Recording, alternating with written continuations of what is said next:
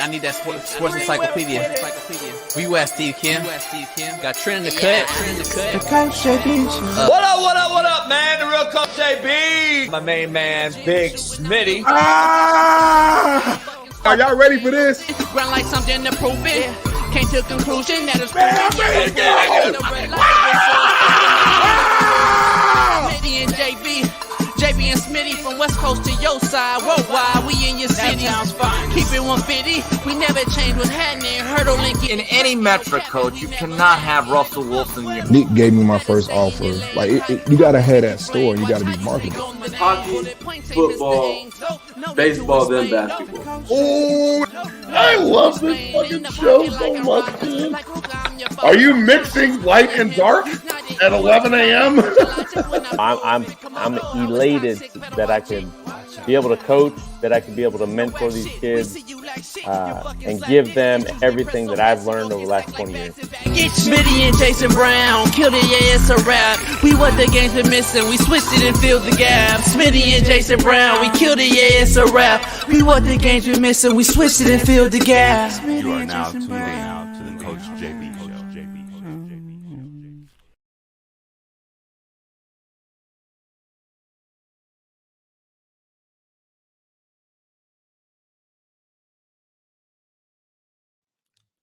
Hello? Can you hear me? Derek. Man, God, I hate this dang phone line, man. I'm sorry, JB. I spent all this dang money on this phone line, and the signal was horrible. I don't get it. Guess what? All right, appreciate you. We got a new deal with Mint Mobile. I just saved your whole life in phone drama. Mint Mobile is now a new proud sponsor of the Coach JB Show with Big Smitty. Stop playing. Your problem's been solved. We got a partnership with Mint Mobile? You talking about Ryan Reynolds, Mint Mobile? Stop playing right now. Hold on. Let me Google this real quick. You can try mintmobile.com/CoachJB and get 3 months free when you use the promo code CoachJB. Hey, man, I did a quick Google search real quick to make sure you wasn't playing around. They got plans as low as $15? They got plans for $30, unlimited everything. Speed, coverage, data, access to 5G, unlimited talk, text, mobile hotspots. You can talk in Mexico, talk in Canada, and they're built on the nation's largest 5G network. Are you kidding me, JB? Hey, and everyone wants to know how hard it is to switch to your service. Big Wireless wants to think it's hard. They want you to think it's hard, Big Smitty, but switching to Mint is super easy thanks to digital eSIM cards, which most phones now have. You can sign up and activate immediately right on your phone from the comfort of your own home. Mint Mobile does it all. Short, fat, skinny, and tall. That's why the Coach JB Show with Big Smitty is proud new sponsor using promo code CoachJB. Try mintmobile.com. This is where it's at. We got it, Big Smitty. So, hey, I'm switching over to Mint Mobile right now, JB. I'm done with this company I'm working with. They crazy. The line it never works. The signal is out, and it costs too much money. I'm going over to Mint Mobile, JB, and y'all should do the same. Big Smitty, I'm calling you right now. JB, Mint Mobile. Mint Mobile, clear as day. I hear you clear. The new promo code Coach JB right here, 3 months free. Mint Mobile, try mintmobile.com/CoachJB and get you there free. 3 months off, family deals, all deals, short, fat, skinny, and tall. Mint does it all. Proud new sponsor. Much love. We'll see you later. Peace. What up? It's the real Coach JB, and we are fully loaded today. This E-Dub Eric Weddle Monday is a fully loaded Super Bowl hangover Monday. We got everybody on this show. Starting off in 15 minutes with Jason Whitlock. We got Eric Weddle, Tank Johnson, Matt McChesney, Steve Kim, the legendary LA and Oakland Raider, one of the greatest sack leaders of all time, Greg Townsend, joins us in the second hour. There's a lot going on today, and we're going to finish it off with T-Rich and Tank, Jeff Nadu. We got about, 10 people on here. The most loaded show we've ever had. So without further ado, before Mr. Jason Whitlock pops in here right away so he can see my Chiefs Queendom shirt, it's going to be loaded. I hope y'all hearts are pumping. Blood is flowing. My main man, Smitty, I'm glad he's up. He came to my Super Bowl party last night. I'm glad he made it back home, because he had a few little drinks. And so without further ado, let's get Big Smitty in here and welcome in our Far East Side, Naptown's finest, AR5 goggle having, and Lamar Jackson enthusiast. Ball State legend, Fox Sports. Horrible hairline. Let's bring it in. Our main man, Big Smitty. Clap it up. Smitty, we got a lot to get right to. Like, there ain't going to be no room for avocado toast. There ain't going to be no shit break. There ain't going to be no piss break. There ain't going to be no coffee break. Like, it's going to be full go, all gas, no break type of show. My heart's beating right now. What's wrong with you, JB? We had a lot of and I'm glad you made it home last night, you and your boy. I think my brother Jujack, man. So my brother Jujack pulled up with me. I think I underestimated the show. The people that popped up. We ran out a little bit of food out there. I think. I wanted some more taco. I couldn't get no. You know what I mean? Taco was fire. Ooh, yeah, my boy makes some fire tacos. Hey, fajita. You had a quesadilla too? I didn't. Listen, hold on. He didn't. He came to the table. Shout out to your boy. Came to the table. He said, "Hey, do you guys want some tacos?" We said, "Yeah, hell yeah." He's like, "We got Al Pastor. We got steak. We got chicken." I'm like, "All right, chicken." 5 minutes later, I see, buddy carrying plates of quesadillas. You know why? Because you didn't get the menu for. You weren't there, and because you came late. No, I didn't come. I came there right on time. I came there right on time. Right on time. You came late, and then that's why. You know what I'm saying? Nah, I think you get the menu on time. Your whole crew races. Your whole you come late, you get the menu late, and you don't get the menu. Your whole group just races. Like you talking. You told him, hey, when Big Smitty and homie get there, they only eat tacos. They can't get quesadillas. They can't get fajitas. They can't get tacos only. So he ain't even asked me. I didn't know it was an option. Fat ass quesadillas he's carrying. I'm like, come on, bro. He was doing like, Steve Kim got a chicken quesadilla requested in. They said they were unbelievable. My boy didn't get down. He had the taco truck. We had a lot of going on. How about that carrot cake, though? Carrot cake was fire. Carrot cake. The fajitas in the room, the green, and then you got the red sauce. You had cookies in there. What else you have? You had the beans, the rice. We did a little Mexican thing for all the Mexican homies. Shout out to all the Mexican homies out there. I'm part Mexican.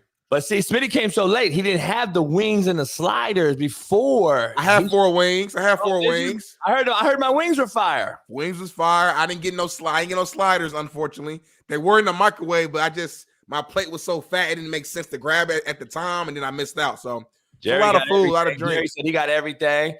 I didn't even get to see Jerry, but one time it was so packed in there. It was in the cigar lounge, 30, 40 deep. I was like, shit. It was so nice out. We were blessed with a nice day. We got to stay outside, chill. I was walking around. We had people in the theater, lounge, outside. People I ain't seen in years, bro. One cat I ain't seen he was Tony Gonzalez quarterback in high school. He was there. I ain't seen him in shout out to my boy Jack. He works at Ocean 21, Newport Beach, right on the water. I'm gonna go see him. Plug me in. I took his girl there Valentine's Day. Hook me. Oh, for real. My girl birthday 3 weeks. My girl birthday. About 500 a plate. Plug me in. All right, Smitty. We got a lot going on today. I'm in the Chiefs Queen. I'm rocking it proudly rocking it too. We don't back down here. What it is what it is. So I don't know, JB. I had to go and watch. Whoa, you don't know what? Keep going. I'm just saying. I don't know if you can be able to fight your way out of this one. Well, there's always ways. Today's show might be one of them shows where you got to just kind of be humble and just take a deep breath. There's always ways, though. Always ways. You know what I mean? Keep it real. Hey, Bailey, can I show the tweet? Can we show this? There's always ways. Stop it, bro. Stop it, bro. Always way. What's up with this, though? We're not doing this today. What's up with this, though? I mean, I'm tripping. I really don't know. That's his account. I'm trying to figure out what that means. Do you know what I mean? Illuminati. Hey, but serious question, though. No, I think I don't know what it means from his account. Serious question, though. The light is red, so Let me ask you. Let me ask you something. Bailey, show the final play that won the game. Have you seen the final play? It's the same play they ran against the Eagles. If you watch the bottom, the Eagles, that's the play against the Eagles. And the top play was against the Niners last night. Exact same play. All they used was it was last year it was Tony. This year it was boom. Look at that. Like same exact play, same exact situation to win the game. So my question to you, I guess, is was it a better job coaching by Andy Reid, or was it a bigger choke job again by Shanahan, choking another 10-point game? Smitty, have you seen this stat, dog? Shanahan has blew all these leads. First of all, you know me, I'm an equal opportunist asshole. Everybody hates me, and I'm all on it. So, and I'm ready to take it. But let's appoint we know what the elephant in the roof is today. It's this Chiefs Queendom base I got to deal with. Let's talk about this, though, which I've been talking about for how long on this show, Smitty? How long have I been talking about Kyle Shanahan being a choke artist? You've been talking about for a long time. You have been saying it for a long time. Yes. I just got to ask you right out the gate. Which one is it? Choke job or great job coaching? I want to know. That's the poll question. Is it a bigger choke job or is it a better job coaching? I got to get your take on it before Whitlock joins us. Great job coached by Andy Reid, and really not even so much that. It's just I watched that game yesterday attentively as I was having my palomas, and I'm going to say this. This was just a situation where the Chiefs had Mahomes and the Niners had Purdy. Point blank, period. I did not watch that game and feel like, oh, my God, Shanahan is screwing this thing up. What is he doing? There was no point in the game where I was just really watching this game like, oh, my, Shanahan's calling horrible calls. No, it was a competitive football game. Great defense on both sides. Shanahan did what he needed to do. His team drove all the way down the field. They didn't finish with a touchdown. They finished with a field goal. Now it's time for your defense with all these all-pros, all these potential future Hall of Famers to go out here, make plays, and stop the Chiefs from scoring a touchdown. They did not do that. The game is over. So it's easy for us in hindsight to look back and say, oh, he choked it again. This game wasn't like the previous games, y'all. It wasn't like he had a 10-point lead late in the game and out of nowhere the Chiefs just came back. No, they were up 10-0 early in the games in the first half. You know what I'm saying? Like it wasn't. This game was different. When you watch the game from beginning to end, it wasn't nowhere near the same as the Falcon situation when he was the OC or the other 2020 game. You cannot watch this game and say Shanahan blew it. That's not what you did in this game. So, there was like 30 coaches here last night, and the consensus was. And I was arguing with them too. All right, well, let's bring in the main man, KC Star legend, Naptown's finest, Warren Central, Ball State. This is a Ball State legend. Smitty's a Ball State, wow. Little guy. But welcome Jason Whitlock in the show. He's got to reverse. All right, Jason. It's been a long time. What's going on? What's going on? Let me clear the air. Let me clarify. Darnell is the Ball State legend. I'm the Warren Central High School legend. Let's clear the air. Over Jeff George?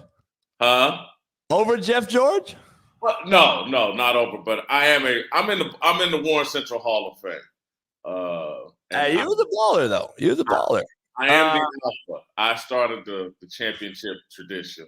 I was the captain. All right, Jason. We got brass tacks here. I know I don't got you long. We got everybody on. We got the great Greg Townsend on after you.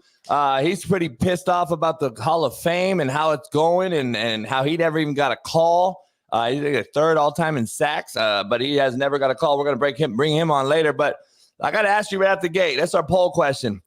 Shanahan, bigger choke job. Andy Reid, better coaching job. Which one? Oh, wow. That's a great question. Let me show a stat. Let me show the stat, Bailey. Pull up a stat. This guy has blown more leads, and I've been on this for 4 months now. This guy continues to blow lead after lead after lead after lead. And I got 20 coaches here last night, Jason. They all had pretty much same consensus. Run the football. Like, it's still, I disagree with Smitty's take. He said it wasn't the same as the other games. It was exactly the same. He got out of the run game and started throwing the ball again when he was up 10 points. And it's like, I don't get it. He put too much pressure on Brock Purdy, and Brock Purdy did not handle that pressure well, either from the pressure that Steve Spagnuolo and the blitz put on him. But yeah, they should have been running the ball. And so I would have to go Kyle Shanahan meltdown by a slight margin. I did think in the fourth quarter, Andy Reid's coaching showed up and certainly outcoached them. And their offense in overtime looked great. But yeah, Kyle Shanahan, there is an issue there in terms of big games and perhaps ego getting out of control and perhaps agenda getting out of control rather than just finishing the job. This was the same play they ran in the Super Bowl last year and last night. Same exact play, little Zen motion, back in and out, little hulu wulu, whatever you want to call it, back out, man beater, great man beater. They ran the same play to win the second Super Bowl, back-to-back Super Bowls, first time since Brady.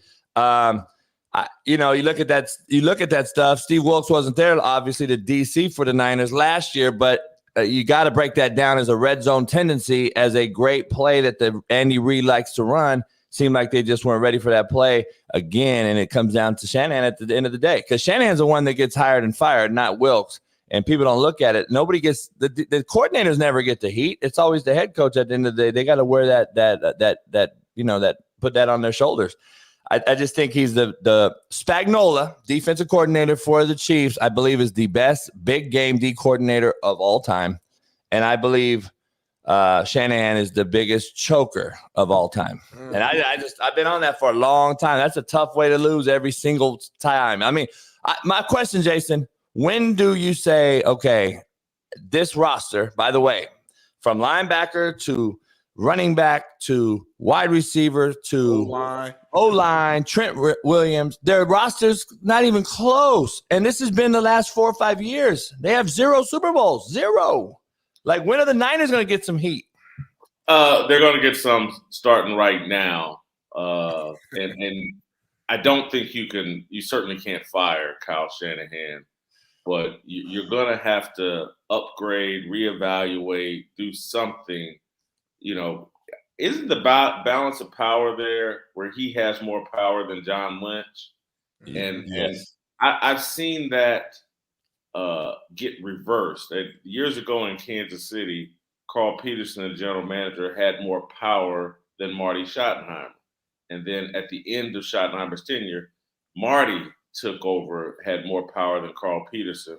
They may need to flip the script in San Francisco and force some people on that coaching staff that can help Shanahan not blow these games. Let me ask you before I just anyone jump in. Is this last 4 or 5 year run by the Niners, would you equate it to the 4 Super Bowl losses by the Buffalo Bills, Jim Kelly? Is it close? I thought about that. That it have they now been to the Super Bowl 3 times and lost? Yeah. And so, this is reminding me of that. And who was it? The Cowboys were the nemesis for Buffalo. And so, you run into Chiefs. Patrick Mahomes and the Chiefs as the nemesis. It's like when Michael Jordan ate up all the championships in the NBA. That's what Patrick Mahomes is doing. He's denying a lot of people a great legacy. And Andy owns the Niners, by the way. and I'm glad you said that, Whitlock, because to me, I think we're not paying attention to the greatness of Patrick Mahomes right now and Andy Reid. And I look at it more so of that tandem being dominant and less of Kyle Shanahan choking. I just think sometimes you run into a certain opponent that's just better than you. And it is what it is. I mean, as a longtime coach fan for so long, we couldn't get past the Patriots. And Peyton Manning would always fall short against Tom Brady until he didn't. But until Shanahan does it, this will always be the narrative. He's the head guy. He's the head coach. Us in the media are going to continue to, go at him, put the blame on him. But when I look at the stats, CMC ran the ball 22 times. I mean, that's a lot, especially in today's time. You have to throw the ball in order to beat Mahomes. You can't win against him just running the ball all game. But Smitty, you know, when you run 22 times, it's when you run it. Like at the end of the day, I can look at 22 times. It's just like when you see 50 throws by a quarterback. But when were the throws? Is it the last fourth quarter because they're down 21? Like it's situational with a running back. Like I don't believe they use CMC as good as they could have, like they did in the past. He didn't really get the ball out of the backfield to him, besides the trick play or whatever they threw to him.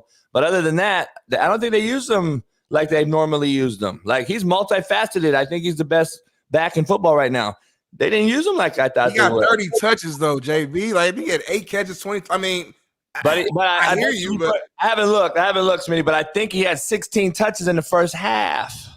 Like you're up 10 points. Why aren't you touching the ball at least double that? Like more. We got to go more. I got to go more. The other thing you got to add in there is it's a little distorted because we had overtime. He probably ran the ball 4 or 5 times in overtime. And so there's extra plays. And so everything is a little bit distorted. But you're right, JB. In the first half, he had a lot of touches, and they backed off in the second half. And I thought they chose some odd moments to run right instead of behind Trent Williams. I thought that was a little weird as well. So let me ask you, Andy Reid, however he leaves this game, whenever he leaves this game, he can do what he wishes. 2 things set out. Obviously, the Travis Kelsey thing. I saw your tweet. Unbelievable. I don't know. Jason posted this last night. Travis Kelsey ran up on one of the greatest coaches in NFL history, shoved him during the Super Bowl.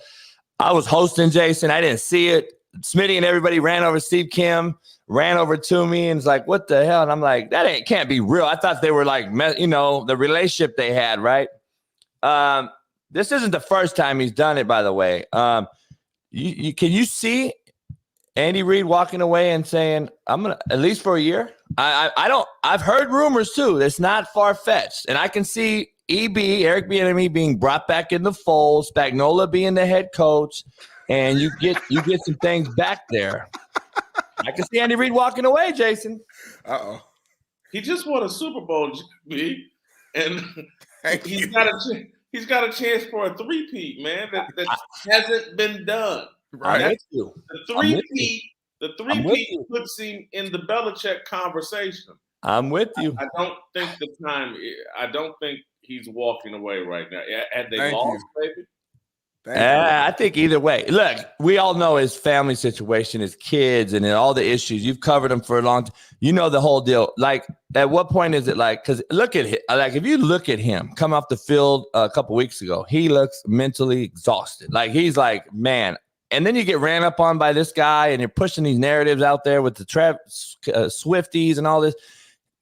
Sometimes you can say enough is enough. We've seen Barry Sanders leave football early, Eddie George's of the world. We've seen guys that Bill Cowher could have pushed for another couple Super Bowl run. He like, you know what? And I'm seeing the game change. Enough is enough. I can see him doing it, man, and saying, listen, I'm not gonna say he failed, but like I got a kid at the house that we know what happened in Tampa Super Bowl before that game, and we had another horrible situation in Philly with my other son. When is enough to say, hey, let me stay home with you for a while, wife? Like, I don't know. I just can see him saying, hey, let me step away for a year or something and come back. Who knows? I don't know. I'm just saying. It's tough. Like, he's in the midst of a dynasty. You know what I'm saying? So it just, imagine if Belichick would have left after their third ring. It's just like, wow, I don't think right now is the best time. Like, go lose a couple years, maybe. You know what I'm saying? I don't know. Like, just let's see how far this thing can go before you just leave. He'll be selling himself short. I think right now he's chasing all-time greatness, level right now. And to leave right now, I don't see how it makes sense. I could see him having a very unique offseason where he backs away during the offseason and then replugs back in for the regular season. I could see that. I just think the lure of a three-peat, no one's done it.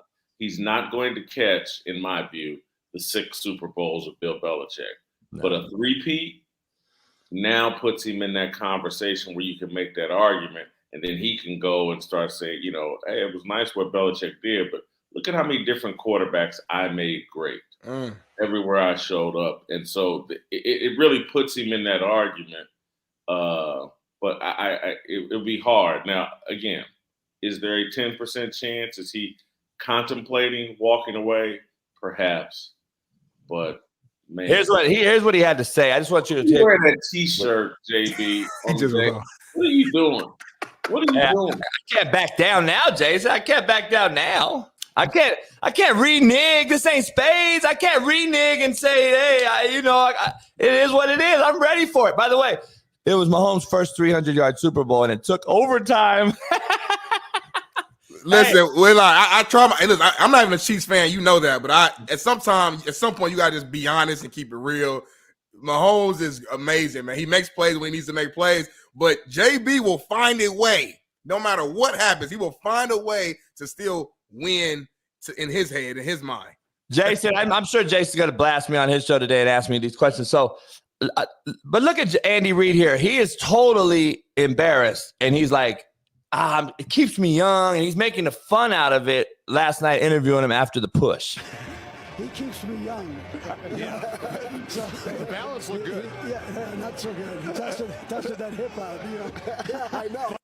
I mean, what can he say? What can he say? Like, I'm cutting him. I'm getting rid of him. Like, I don't know, man. At some point, I think that I just think that he could be exhausted, man. This is a lot now. Well, I do think it's a lot for all of these coaches in terms of, you got to understand, no one even criticized Travis Kelsey last night on the broadcast. It's crazy that a player could do that and not get criticized and not have it be a story. When they got to halftime and Nate Burleson talked all over Bill Cowher and everybody else and wouldn't even allow this topic to be addressed, I was like, what world am I living in? They're down at halftime. They showing no composure, and Travis Kelsey's just push, shove, whatever, run up on one of the great coaches, and I can't even hear Bill Cowher or anybody talk about it. And it's just, that's how protected players are. That's how much the balance of power has switched. And so it's very tough on all these coaches. And look, players around the league, is why A.J. Brown tweeted about it. Players realize, like, man, we got all the power. We make more money than the coaches, and the media is afraid of us. And so we can do anything. And so if I'm a coach and I made a bunch of money and my legacy's strong, do I consider doing what Nick Saban's doing? I was like, hey, man, someone else got to deal with these headaches. I'm good. Let me ask you a little college move before we get out of here. Chip Kelly left the head coaching job at a Power 5 and went to be the OC at Ohio State. Ryan Day, he coached their New Hampshire guys and all this stuff. I called it weeks ago. What do you think about that? Is that full evidence of I'm done? And since I couldn't get an NFL job, which we know Chip was trying to get, Seahawks was the Seahawks OC job. He couldn't get it. So is this the way of saying, listen, at least I ain't the head coach anymore. If I'm going to stay making a couple million at Ohio State, it's going to be as a coordinator because I don't want to deal with this stuff that's going on. And we've seen Harbaugh, Saban. We're seeing half at Boston College just walk up and get out of there and go to Green Bay as a coordinator. It's happening more and more and more. And I've talked to guys that say, JB, we're trying to get out of here. Did Chip Kelly just do that? To some degree, yes, because as a coordinator, you can just worry about X's and O's. The head coach has to live in that transfer portal. The head coach has to deal. If he stays at UCLA, he's under a lot of pressure. He's probably needed to win 9-10 games to keep his job at UCLA. And now you can go make $1.5 million, $2 million at Ohio State, just drawing up plays. That being a coordinator in college might be a better job than being the head coach in college. Sherrone Moore may find that out at Michigan. It's just like he was in an ideal position, drawing up plays. Harbaugh's dealing with all the headaches. The kind of money that coordinators are getting paid now, that's a great living with a lot less headaches. I'm hearing some crazy rumors. Can you see Pete Carroll being the UCLA head coach at 72? And giving SC a shit sandwich at the end of his career. If he does, good luck. I think it's a lot harder to win at UCLA, particularly at 72 or whatever he is. Good luck. But it's fascinating that, Pete, Bill Belichick, these guys couldn't get head coaching jobs in the NFL. That's amazing. Player empowerment. You've seen Fangio, older guy, get pushed out by a young guy on the sideline. These guys that are just. Before I get out of here, I got to ask both you and Darnell this question. I'm sorry, but I want to go back to the Super Bowl. Because I authentically want to know. Was that a good game last night? I was walking around. Ask Smitty. That's why he's giving you this face. Everybody last night's talking in my house. 50 people here. Oh, what a game. I said, is it or is it one of the worst games I've seen in the Super Bowl? Like, everyone thinks that close games mean good games. To me, from what I watched, it was horrific. It was a horrific game. This is the generation of football we're in. It's horrible, Jason. What was the highlight? The highlights were all bloopers. What was it? A throwback to CMC? A throwback? Beautiful play. That's a beautiful play, by the way. That I saw live, JB. I have to go grab you to watch the replay. Listen, I thought it was a good game. I'm gonna tell both of you guys. Maybe I'm young. I'm the young guy, on the show here. It was a great defensive game, and me as the defensive lineman of the show, I'm sitting next to a quarterback and an offensive lineman. All you guys care about is offense. 45 to 52 score. No, it was great defensive play. The 49ers defensive line was giving Mahomes hell from start to finish until that overtime. Obviously, and they ended up winning the game, but. I love as a D lineman on the show to watch great defensive play. Yeah, I thought it was sloppy. 3 fumbles, picks. But the fumbles were like strip. It was like they didn't just drop the ball; they were strips. Like it was intentional. Strips is, if someone pops it out of you from a big hit, I don't know. I thought it was sloppy. I think it's bad offense. I think it's gimmicked offense. We're trying to create offense to keep our quarterbacks out of harm's way. That's what we do in the NFL now, and it's no different in KC, contrary to everybody's belief about Mahomes. You saw the game last night. The longest touchdown last night was 21 yards by both teams. So, I mean, just to be honest. Before you go, Jason, I got to ask you, though, this thing's trending, and my video's trending and viral. Is this serious? And do you take him first in your draft? Do you take this guy first?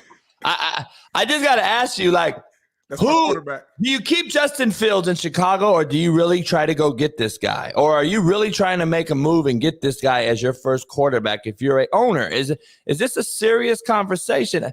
And I don't want to hear, it was for GQ magazine and all this. Well, then you sold out. I ain't getting in that for GQ magazine. So I'm trying to figure out, is this serious? Listen. I've been off this dude since what I call the Lambeau weep, when he jumped into the deal and cried in his mama's arms. The Lambeau weep was my moment of like, I'm good. The fingernails were bad enough. Now you got this deal here. The cats. He got the 3 cats at home with Whitlock. He said, I don't like dogs, cuddle. Yeah, I don't like cat people. And so the other thing, the final straw. Have y'all heard Merrill Hodge talk about him? Of course. He's coming. I'm trying to get him on as soon as we come back. Yes, I just talked to Merrill last night. I saw him in Vegas. Great dude. I've known him for a while. Him and Sean Salisbury are really close. We have the same thoughts on quarterback play, by the way. And, yes. What's your take on that? To me, listening to Merrill, and Merrill was, dead right on Johnny Manziel and a bunch of others. Merrill don't play. Mayfield. Yeah. And so I don't touch Caleb Williams. Hot mess. Hey, and Merrill got pushed out as well, right? He got pushed out because of his takes, and he was against the grain. And too honest. I can't wait, Jason. I can't thank you enough for hopping on here. I'll see you on your show in a little while, and appreciate you coming on. Thank you, guys. All right, brother. See you with. Yep. One legend to another. Wow. Wrap it up for Big Matt McChesney. Just busting through the scenes. Pause. Matt, we're this the most loaded show on planet Earth, Matt. We got Whitlock, Matt McChesney, Steve Kim, Eric Weddle, Trent Richardson, Tank Johnson, Greg Townsend right after Matt. So, Matt, I appreciate you accommodating today. Appreciate you accommodating the time because we have back-to-back guests. Yeah, man. What's your takeaway first? The Super Bowl last night. Yeah, sorry about last week. Good game or mediocre? Just what do you think? Well, sorry about last week, first and foremost. I got super sick and lost. Nah, you don't ever have to apologize to us, bro. Yeah, I know, but it sucks when I'm supposed to be on and I can't be. So that's when Smitty and I start making big money and I start throwing you 100 racks a show, then fuck you, Matt. Fuck you. Hey, look, Matt gonna be on the show like this. I'm good to go. I'm good. My throat feels real good if that's the case. Look. I'm sorry. You know we crazy, man, on here. You know we crazy. Look, yesterday was, first of all, how can you not give this man his flowers? I mean, dog, 34. Go ahead, Matt. Give me whatever you want. I am. 34 completions, over 300 yards passing, which is one of your precursors last week. He's never over 300 yards. Overtime to get it. Yep. Still. Won with his feet again. Last year he won with his feet. This year he wins with his feet. Just down by 10 points in 3 Super Bowls and winning all of them. I'm not. Let me stop you right there. He's not Tom Brady yet. Okay, let me stop you though. Let Matt cook, JB. Let Matt cook. I'm impressed. I'm gonna let him cook. I just want to ask you though. He said a key word already. Win with his feet. Let me ask you though. As a football guy, and you know me, I'm going to give you something to think about because we had some coaches here last night. We were talking about this. His feet were ad-lib runs, correct? They were not designed, correct? Yeah. So, one design run when he was free. Okay, but it wasn't a run. That was a triple option, by the way. So let me ask you. It was designed. Yeah, designed to throw the ball in the flat. If they take it, you get the first. True. Triple option. So let me ask you, though. When you ad-lib and run around, isn't that in the league that we cannot hit the quarterback anymore? Isn't that telling you, okay, this guy is struggling to throw the ball on time and design pass game, and he has to use his feet because guess what? The defense can't hit him anymore, Matt. Let's be honest. You can't hit the guy. Okay, look, when he's a runner, you can hit him as hard as you want. But we don't. But that's okay, so go yell at the DBs for San Francisco for not doing it, but look, all I'm saying is the guy takes the play that's in front of him. He didn't force the ball. He didn't throw it into bad spots. He said blatantly to them, this was after the game with Kelsey and Mahomes standing there in the huddle. He said to everyone, if they line up and even and void the A gaps, I'm taking the fuck off. And they lined up and even and voided the A gaps, and they both rushed the B outside, and he took off. So the fact that he can run, but it's his second choice, but he did it, and he did it last year with a bum ankle and put him in position to win. And I'm pretty sure in the first Super Bowl, he had a couple of dynamic runs in that game that set him up as well. He's not a run-first quarterback by any means. He's got a fucking cannon, but he does it all, man. And just there's some guys that are just built to win. And Patrick Mahomes is built to win, and the rest of the NFL is chasing these guys. This was supposed to be the year where they failed. They didn't have the receiving core. They didn't have the offensive line. Like, if this is their worst team, holy shit, bro. Like, they're only going to get better next year. Now Kansas City, in my opinion, because I think Mahomes will restructure his deal to, like, take less money because he makes so much off the field to help bring more guys in. I really think that's the next step here in Kansas City.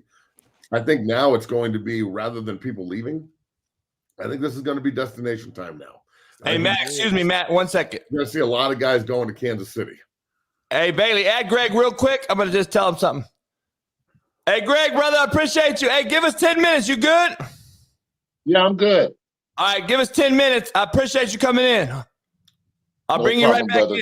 That's a bad man right there, dog. Holy shit. OG right there. That's a fucking bad motherfucker right there. He's gonna talk his talk today too. Not very. You don't know about Zach Townsend, young generation. Go hit that Google machine in the next 10 minutes because homeboy was real. Hey, Matt, he's not very pleased either about the Hall of Fame and who calls him and who don't call him, and the people that have been getting inducted as of late. He's like, hold on, I love Freeney, but let's compare. Where am I at? Why I'm not getting a call? Like, what's going on? Well, I will say this. He does deserve to be in the Hall of Fame, yes. but nobody that got elected deserves not to be. Right. Two things can be true. Like, and if anything, I think that the NFL, because look, it took Randy Gradishar, who is just an unbelievable player and a guy that's revered here in Denver forever. I know Randy personally.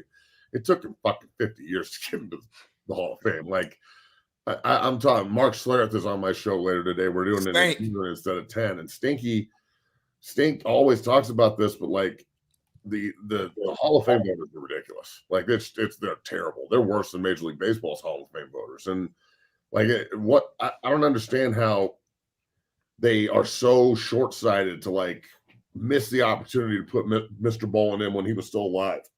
Miss the opportunity to put Mongo in the Hall of Fame when he's not battling ALS. Like Steve McMichael is the number 3 interior defensive lineman all time for sacks. You didn't know he was a Hall of Famer until he got ALS? Like, hey, Matt, Bailey, bring Greg in, man, since we're talking about it. And then Matt will in, and then we'll go to Greg. Hey, Greg, you on your phone? Greg, you on your phone, Greg? Yeah, I'm on my phone. Yeah. Can you turn it sideways? That's what she said. Hey. What is that? Is that better? No, it should flip. He might have it on stuck mode, huh? Oh, it's probably on stuck. Yeah, he probably got a stuck. He's got a flip phone. He keep it vertical. You're all right. You're all right. You good. Hey, I know. Hey, Greg, I appreciate you coming on, man. Compton legend. I don't know if people know the history of us. Greg was one of my junior college coaches at Compton College. I've known Greg a long, long time. Lived by him in Long Beach for a long time. Legendary. Been around his son, who's a legend. Your friend knows Greg's son, Smitty, who was at the party last night. The son was at my birthday party, man. Yeah. Yeah. Hey, Greg, your son was at Smitty's birthday party. What, Gregory or Tyler? Gregory was there. Okay, yeah. Got you. One of my good friends, who I think you might know, Julian Jackson. I don't know if that name rings a bell, but he's close with your son. I grew up together playing ball, things like that. So. Yeah, that name do sound familiar. Let me get to you, Greg. Matt played in the NFL a long time. I don't know if you met Matt. He played 7 years. He had some interesting takes that I wanted you to hear because I saw you nodding in the back there. Hey, Matt, go back. What were you saying about the induction of the Hall of Fame, how it works and all this? And to be in fairness, maybe it just takes longer for certain cats. Well, look, there's, in my opinion, just, being 42 and, I feel like I was in the sweet spot here for football when I played, how real it was, like understanding the history of the game, being immersed in it for as long as I was, and now being on the other side as a pundit. I think that they need to expand the Hall of Fame classes, number one, but number two, the recency bias is it's almost like if this generation didn't see it or if it wasn't on social media, it didn't happen. And just the gentleman that we have on, Greg Townsend, I mean, all-time leader in forced fumbles. How long did you play? 17 years? 13. 13 years, from 83 to 97. Super Bowl champion, over 100 sacks, 110 sacks. Like, See, here's my biggest gripe with them. If they would just tell you what's the criteria. There you go. They would just tell you the criteria. If they don't tell you the criteria. They never told you that. So when you see guys go in, you say, well, my record, my stats are better than his, then it must not be the stats. I'm not saying Franny. You look at another guy, you go, well, he played interior, so maybe they just looking to put somebody in there that was just a big slugger or something. So let me. When they put Richard Seymour in there, that really rose my antennas up. Well, wait a minute. Numbers are not very good. That's no lie. So look, let me ask you this, and this is for everybody, because Smitty, you played D-line. Obviously, Towns, you're an all-time great. Coach JB, you've coached some of the best. When Steve McMichael's been a Hall of Famer forever, like he's number 3 in the interior sacks all time. Why do you think it took him so long to get him in? Why did it take Randy Gradishar so long to get in? Why is it that some of the older generation has such a hard time getting in? But like, look, no offense to Andre Johnson, but Andre Johnson, I don't even remember him winning a playoff game. Like I understand he's a great statistical wide receiver and a huge body, but I feel like if you're a receiver If you have numbers, you're in. And how does that not apply to defensive linemen with over 100 sacks? Like, you understand how hard it is to get 100 sacks in the National Football League? Holy shit. Especially at 13 years. You didn't get your first start to 6 years later. I didn't get my first start to 6 years, my 6th year in the league. Wow. And then think about that. He only played 13 seasons. So, I mean, you do the math. Like, he's getting a lot of sacks per season. You know what I'm saying? Like, this was one heavy NFL time, too, guys. Like, remember, like, this was 60-40 run pass, not 60-40 pass run like it is now. Right. And I played behind Howie Long. Other guys. So, like, that was hard. That was hard enough to get on the field right there. And then once he got hurt, I got on the field. But then when he got better, they put in the 4-man line instead of running the 3-man line, so I can get on the field a bit more. But it was that kind of situation for me, and I'm wondering why they got a lot of writers, sports writers who vote for the Hall of Fame, and they swap these guys in and out every few years. And so, to answer your question about Randy Gradishaw, I believe that's why it took him so long, because these new guys, their history might go back 4 years. New guys don't think when the league started and bring themselves up, catch up. They just take it from right where they are. Oh, I saw Deion Sanders play. Never saw Lester Hayes or Mike Haynes play. Never saw Lem Barney play. Just pull out some tape. I mean, we got this stuff so handy in our hands now. We can ask Google for anything. So I gotta let me tell this story real quick, and it goes straight into what Towns just said. I'm at training camp this year for the Broncos, right? And I'm over there in the media tent, and everybody's in there, yada yada. All the ex-players, Big Al and Atwater, and all the big time Bronco guys that still cover the team.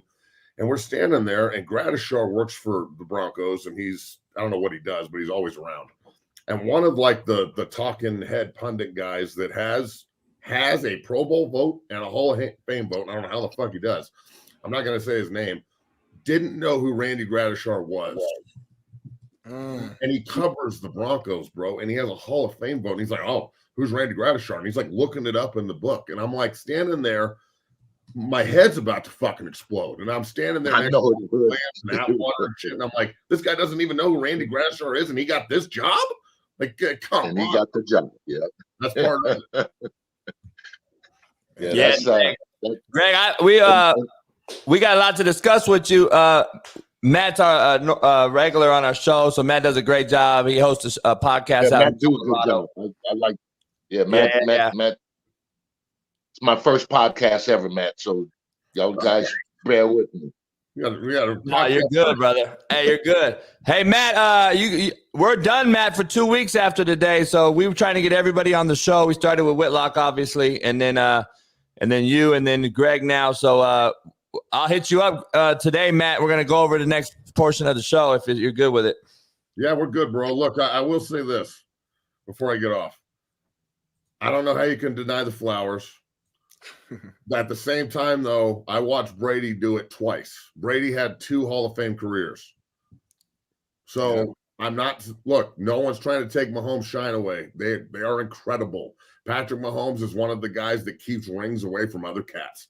That's not just winning one. That's you don't get one, San Francisco. All you greats over there, you don't get rings because of Patrick Mahomes. So that's the Michael Jordan shit to me. That's some Kobe Bryant shit to me. So I understand that, the queendom is heavy this morning, and I'm sure they're on your ass. But look, bro, maybe 2 things could be true, like Smitty said. Maybe 2 things could be true. Maybe he's a better winner than he is a QB to me. I mean, I'm looking at that way. That's a good point. Maybe. So, hey, Matt, much love, brother. We love you. I'll see you. I'll hit you up later on. Peace. All right, Matt. Later. Peace, Matt. Later, Greg. All right, there we go, Greg. There we go. Now we got. Hey, Greg, much love, brother. It's been a while, man. So, Smitty, I don't know if you know, I was at a golf thing at Silverleaf, and Howie Long was there, and I got a picture on my phone with Greg, Howie, and my mother. When my mother was a nurse, the Raiders used to go do Marcus Allen, Greg, Howie. They'd go do these community service deals in hospitals. So I walk over to Howie. I go, hey, man, you remember this picture? And I put the phone in his face. And Howie's like, hell no. I go, man. And we start talking about Greg. So I called Greg on my phone, and I got Howie on my phone. And Howie grabs the phone, and it was Greg's birthday. I'm like, man, happy birthday, man. I knew it was your birthday. That was a nice surprise, too.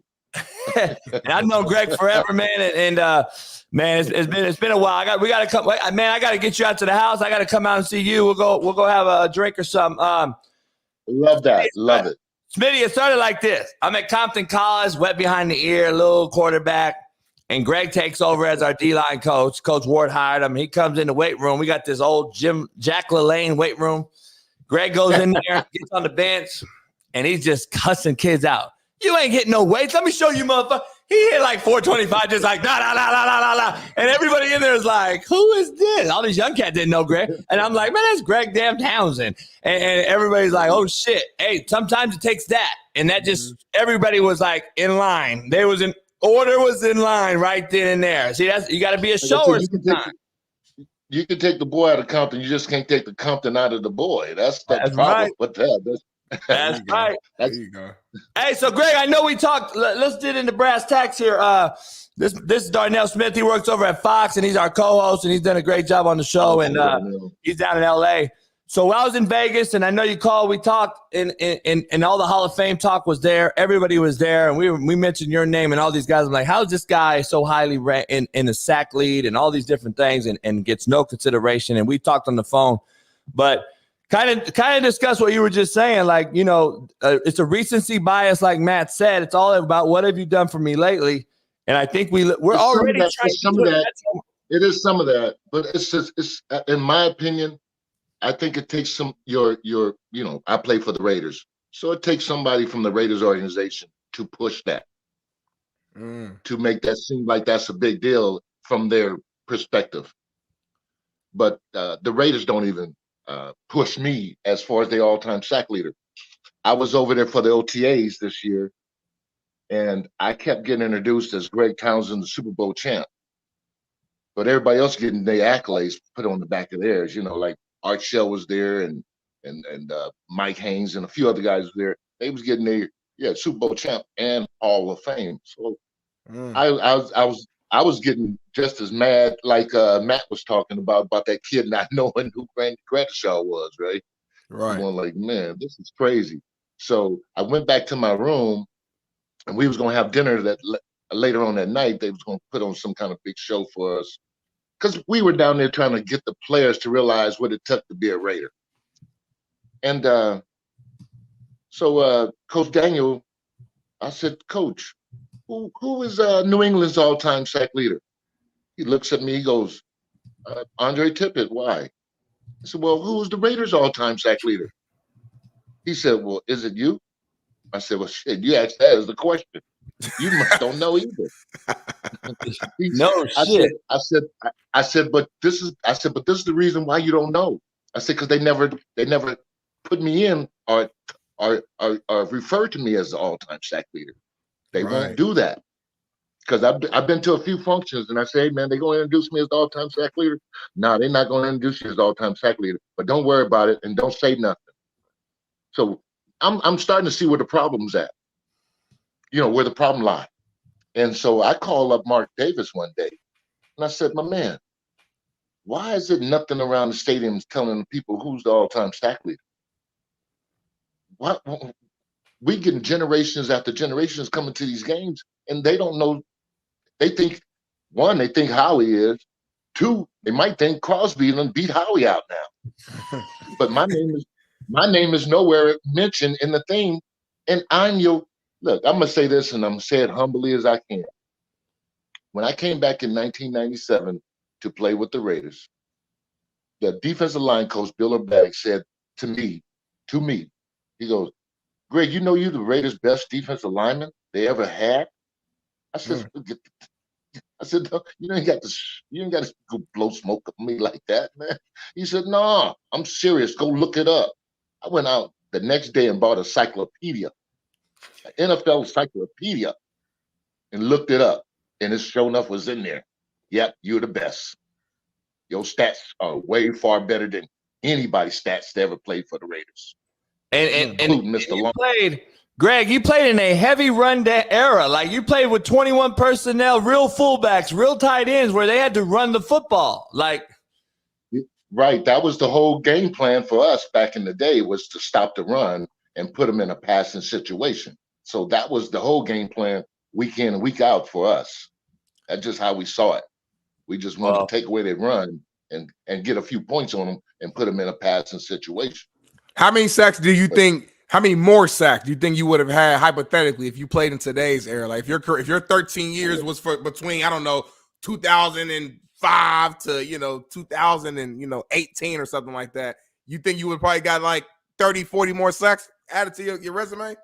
Easy. I'll tell you this much, especially if I played in this area, because I would have had more opportunity. Right. And let me say this. If I had I don't want the coaching that they have now. I don't want that. Ooh. I know the coaching stinks, because I had a coach named Earl Leggett.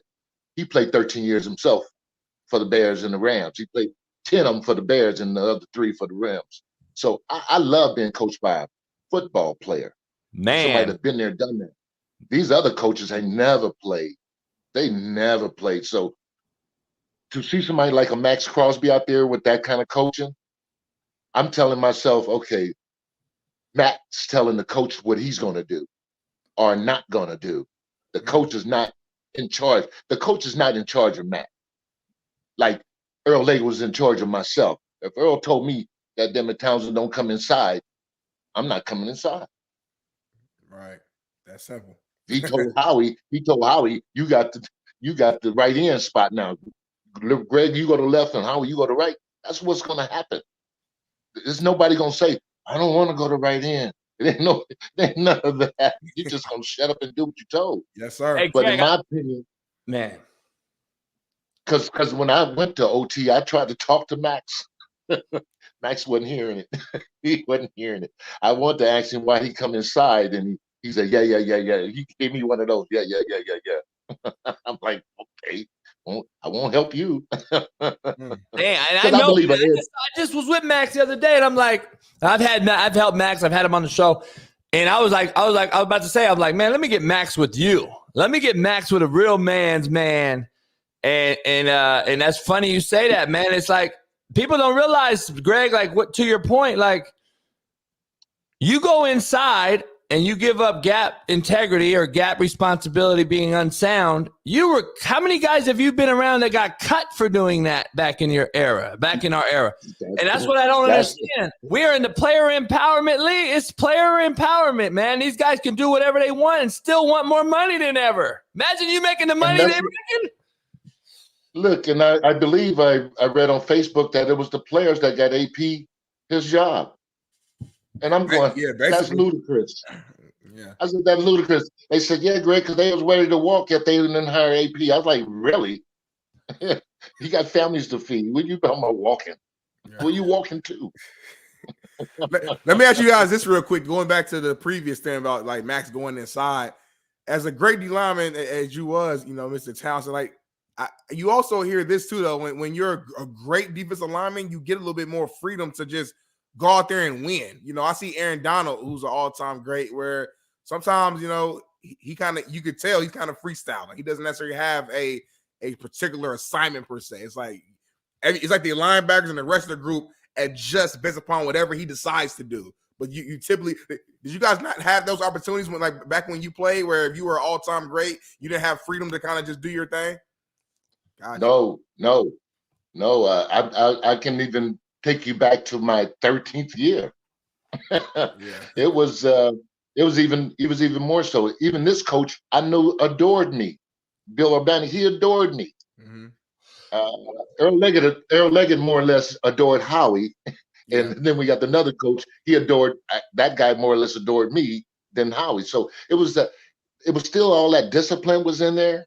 It was still all that, you can't do this, you got to do this, you got to establish that. You can't go in here because the guy up in the booth going to say, hey, let's run a naked boot, let's run this, let's run a reverse. All that going inside is going to just set you up for failure, is what I'm getting at. Gotcha. So yeah, it didn't have no leeway. It just had the fact that people just had to know you were staying disciplined to your position. Now I get it. Defensive end could be boring at some time because if they're not running your way or giving you something to hit, like somebody ain't coming out there to block you, it can be very boring. So you might want to come inside to be with some of the action, but that's never the thing to do. You want to stay outside. That's We why got to do a I think marketing ploy to get you. We got to get you in the Hall of Fame. We're going to do a marketing ploy. I know that. We're going to push this thing. Greg, let me ask you though. Go ahead. Here's what I say about the Hall of Fame. If somebody like yourself had to put me in the Hall of Fame, I don't deserve to be there. If I can't get there on my own merits, I don't want to be there. No doubt. I don't want to be there. I'd rather be the guy to walk around and say, "Hey, they missed this one," just like that. Because I say that I'll even say that today.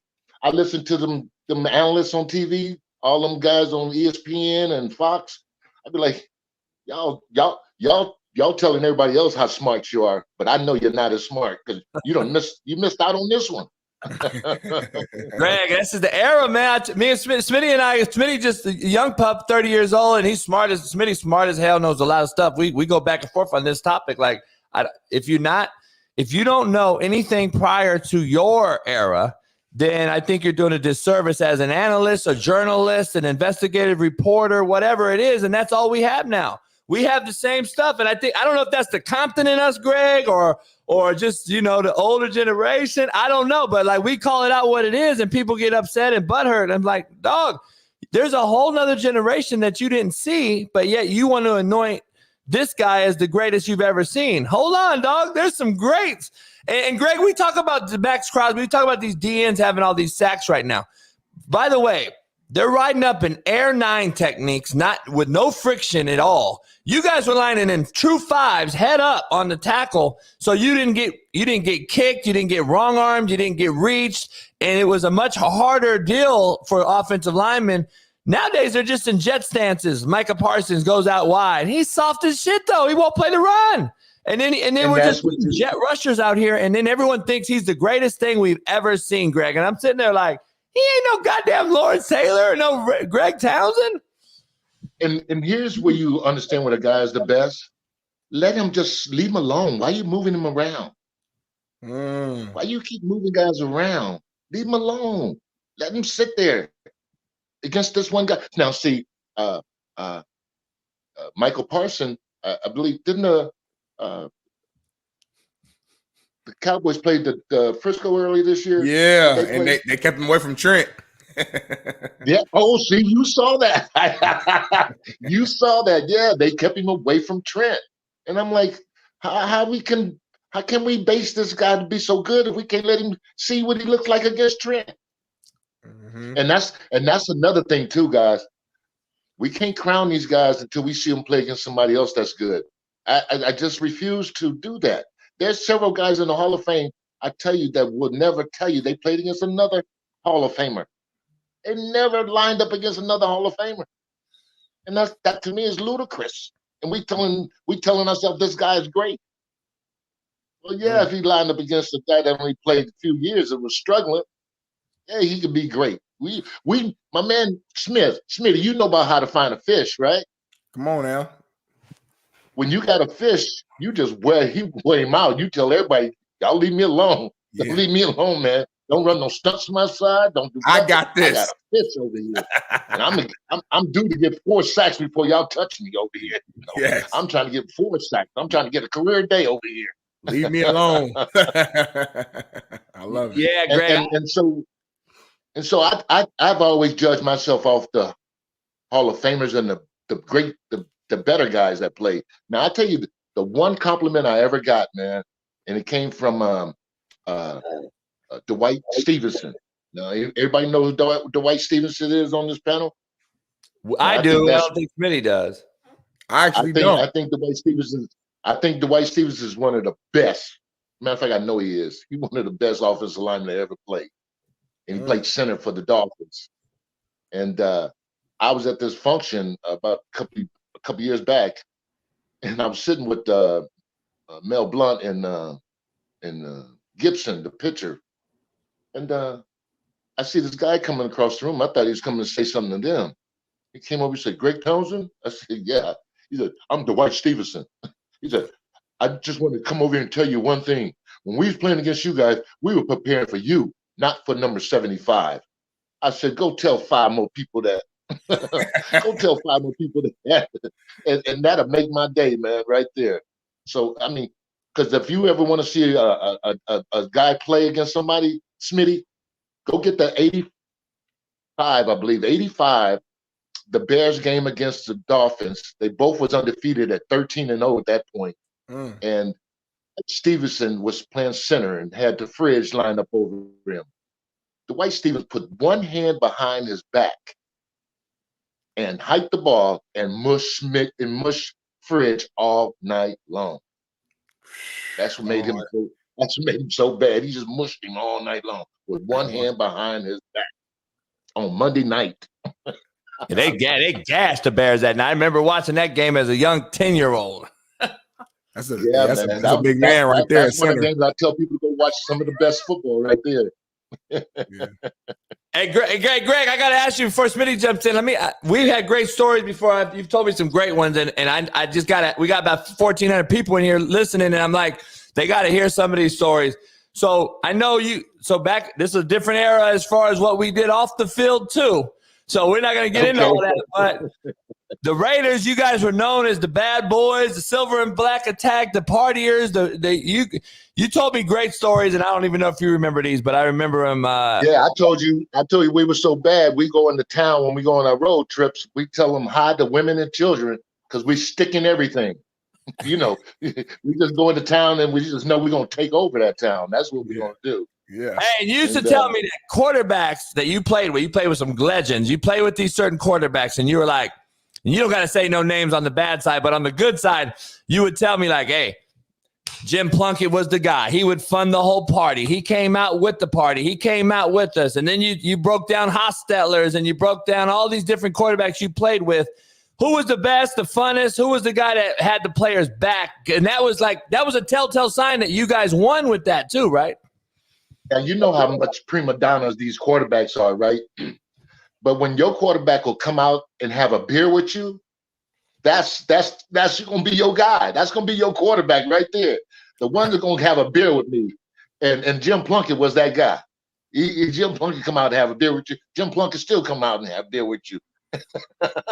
So Jim has always been our guy, and he took us to 2 Super Bowls. So we always hung our hats on him. The other guys were just more or less prima donnas, and you know, we didn't care for them too much. They didn't help us win a lot either. Our defense was doing more work than they were. So it was people like Jay Schrader. You know, it was like, come on, man, you're a Raider. You're a Raider now. You're not. This is where you just take chances and do things, and people gonna have your back. But you want to do things by the book and be all hum about it. It's like, come on, this is not the deal. So that's why I have that passion when I see real players, or passion when I'm seeing guys about making them a good player. I just have that kind of drive for them. That's why I love coaching as well, because I hate to think kids are getting bad coaching out there, but I know they are. So that's why I got myself so much involved in trying to develop players. Hey, what happened to you and Jerry Robinson? I know I used to see you guys all the time at the conventions and stuff. You guys still got any business or anything going?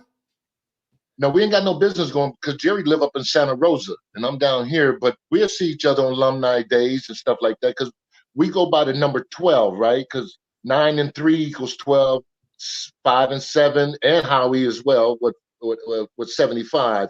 And then Lionel Washington was our cornerback. He wore 48.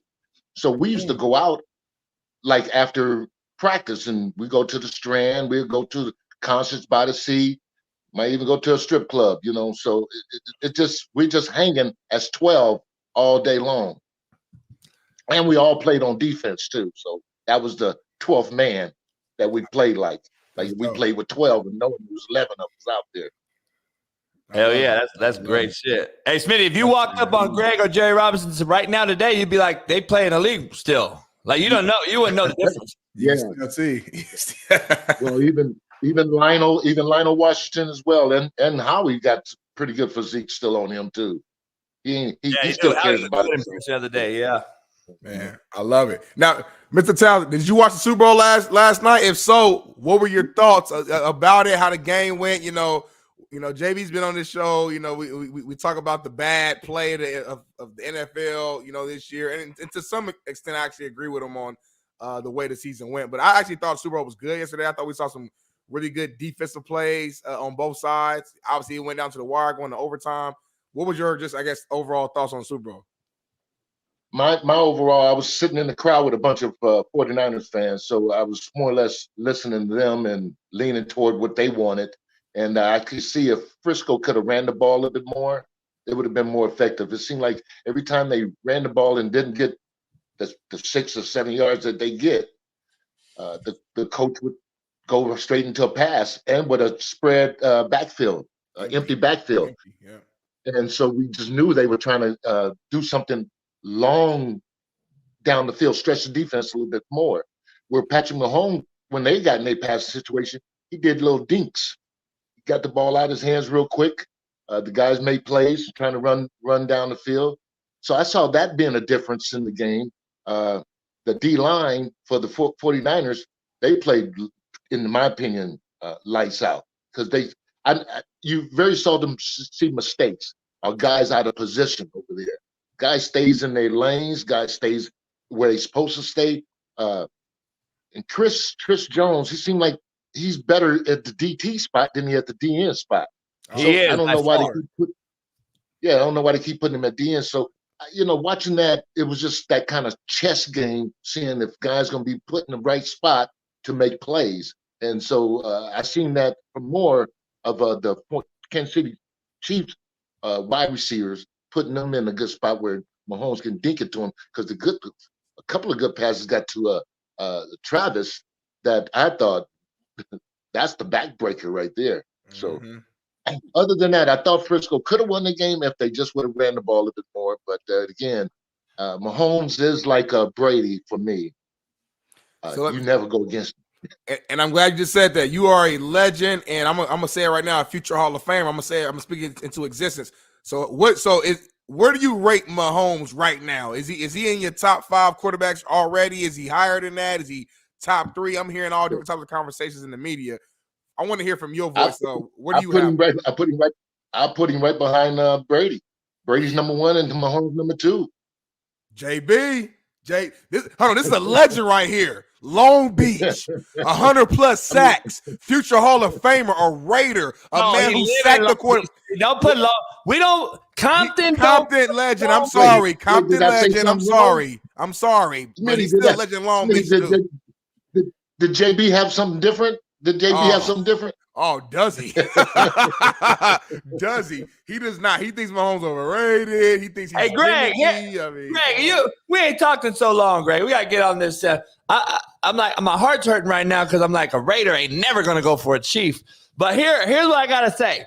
There's no way to me, it's Andy Reid sits on a pedestal on his own. And I think he has devised a system in a era where you cannot hit the guy back there in the pocket like you once did. And I believe that is something we don't look at no more. I think it's fantasy football driven. And if Patrick Mahomes gets you 50 draft points on DraftKings or something, that we start, because these fans are the fanboys out here, Greg, are at an all-time high. And they think that they know football. But when I break down the film and I show that Mahomes is being saved and saved and saved by Andy Reid and his system, people think I'm crazy. And I'm like, hold on. Patrick Mahomes would have never been able to do any of this shit in your era or my era. So I look at it and I have to equate that, Greg. And I'm like, they can't hit the quarterback. They can't reroute the receiver. They can't do anything to him. He cries for every flag. He's like the LeBron of football. And I'm like, man, I just don't like it. And you know me, Greg, I was a roughneck quarterback. I like being rough. I like getting hit. I liked it because it was more rewarding when you threw a touchdown and got hit in the mouth. We used to get all the pussy, Greg. Okay, but who do you put behind? I mean, where you got him ranked though? Who do you have he got ranked? his third. He got his third now. Now we got to go in that conversation. We just did a little Mount Rushmore take last week, and I still had Bradshaw got 4. I put him in there with Brady, Montana, and Aikman. I thought Aikman, to me, won 3. He won every one of them and was to me one of the best ball spinners of all time and all that. But I believe now you got to start talking about, okay, well, Mahomes got his third, and he's been to 4. But remember, Greg, I break this down. So I see your point now, JB. I see your point. Yeah, I mean that's just my point. We're recency. By him not be able to get you like them guys you mentioned. Them guys you mentioned was they were getting their ass handed to them.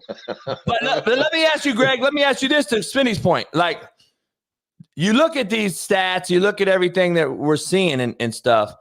This guy, in my opinion, it's recency bias, similar to what the Hall of Fame is doing to you. I think we see Mahomes winning, and now he's the GOAT to guys that don't know shit about football.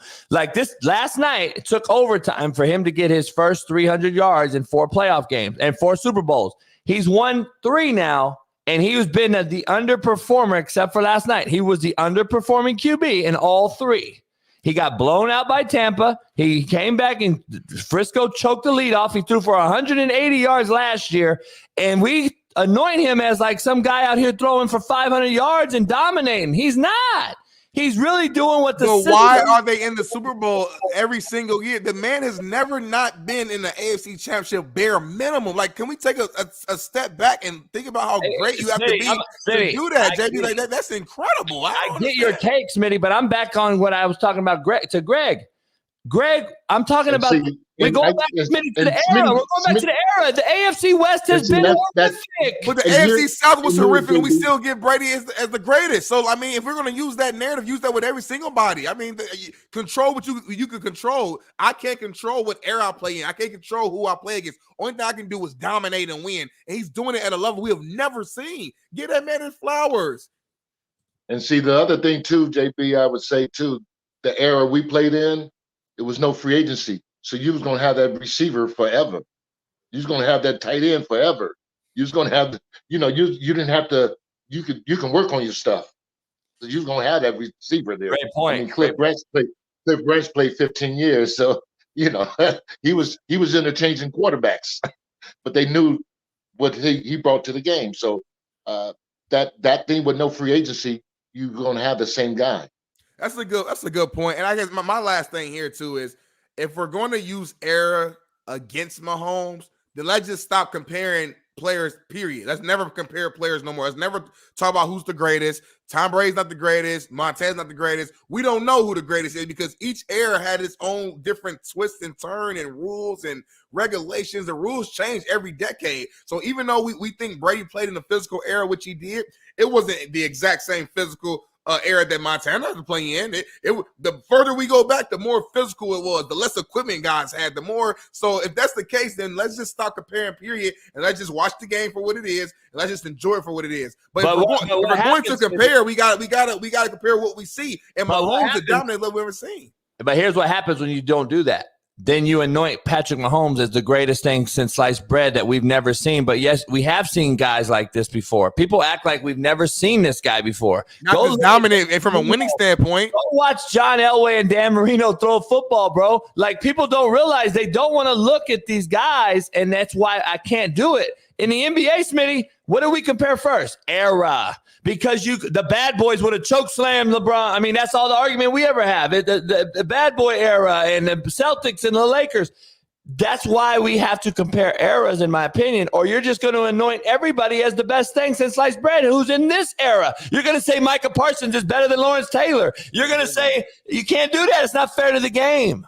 But it's also not fair to today's players that if you're going to always use era against them, Mahomes can basically do nothing in this era in your mind to ever be an all-time great, because to you, the era is greater than if this man go get 8 Super Bowls, you still like, well, he played a soft era. He couldn't get hit. He couldn't get tackled. So it's like, well, damn, I can't. What's the point of playing if I'm never gonna get my flowers? Hey, Greg, let me ask you this, Greg. If is there not some sort of really reality to this discussion though? Like, don't you want to have a basics on? Both of you guys got good arguments. Both of you guys got good arguments. It's just the conversation. It's the one that you're gonna have to agree to disagree. You know what I mean? It's gonna be the one that you're gonna have to take the air out, JB, and he's gonna have to just see for football for what it's worth. Smitty will. Yeah. So I just think y'all both got good argument points, but you just need to just say, hey, just crown a guy. I mean, especially if he's in Mahomes right now, he's one of the best quarterbacks we have right now, besides Lamar Jackson and a few other ones. So granted, we're gonna take him for what he's worth today, just like you would do me from my time that I played against the guys that I played. Thank you. Because it was just like somebody said this to me, JB, when I remember when they said, "Oh, Greg Townsend's getting a lot of sacks." They said, "Yeah, because the O-line, like you said, it was a run error, right? The O-line don't know how to pass block." Thank you. So it's like, all right, so well then now you're discrediting I said, is that my fault? Look, Smitty, I said, is that my fault? They don't know how to pass block. I mean, they do throw the ball in this game, so, because they run it a lot. They do throw it still. It's my fault they don't know how to pass block, but I think that was just the guy making excuses so he didn't have to give me my flowers, though. That's because that's the perfect example. He wouldn't have said that about he wouldn't have said that about other players. Trust me when I tell you. When they see other players doing stuff, they go, "Oh, that guy's great. He's this, he's that." But when it comes to somebody else, they go, "Oh, they don't know how to pass block yet." I'm like, okay, whatever, man. You can always find an excuse for anybody that you want to find an excuse for. Nobody is flawless. I can find some excuses about Brady. I'm gonna tell you right now. In my opinion, it comes down, and this is just fans. This is just fan stuff. This is not Greg Townsend stuff. Fans only like who they like. If they don't like you, they don't care how good you are. They don't like you. Mm-hmm. So if an analyst ain't on TV saying my name over and over, when I'm even on the sideline, he's saying my name. When the ball 25 yards downfield from me, and he's still saying, "Well, Greg Townsend had something to do with that." Well, then they'll think I'm the best thing since sliced bread, and I ain't done nothing. Right. But that's what these analysts do today. They will promote the player in such a way. I remember even watching when Peyton Manning was playing. He just would throw the ball away out of bounds. The analysts go, "You see the spiral on that ball? You're throwing it out of bounds. Why is that throwing it out of bounds is a good thing? Why do we gonna switch it and turn it to where it fits our narrative? And it should never do that. But if they like you, they're gonna make it happen. If they don't like you, you'll hear analysts say, "Oh, that guy needs to work on this and work on that." I'm like, you're an analyst. It would have you worked on. And you know what? Great point, because the analysts are pushing these narratives, Greg. Like Troy Aikman won 3 Super Bowls in 3 chances. He had 3 chances to win, and he won all 3. Bradshaw did this 4 times. You've been around these guys. Brady lost some games. And in an era where they dominated the East, we can argue the East was horrible with its 20-year run. But we have never seen guys that have won multiple quarterbacks be drooled over like Patrick Mahomes. And that's why I'm the guy that has to bring everybody down to reality. Like, hold on, man. Did you watch Aikman in those 3 Super Bowls?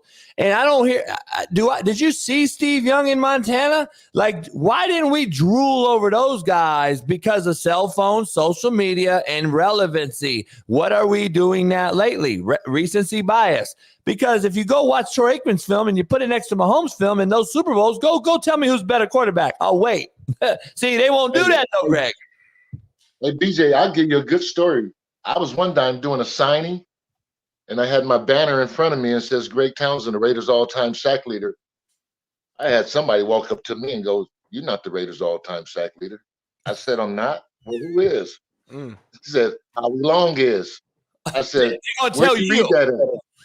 Yeah, I said, "Where'd you read that at?" They said, "I don't have to read it. I know it." So that's where fans will go with that.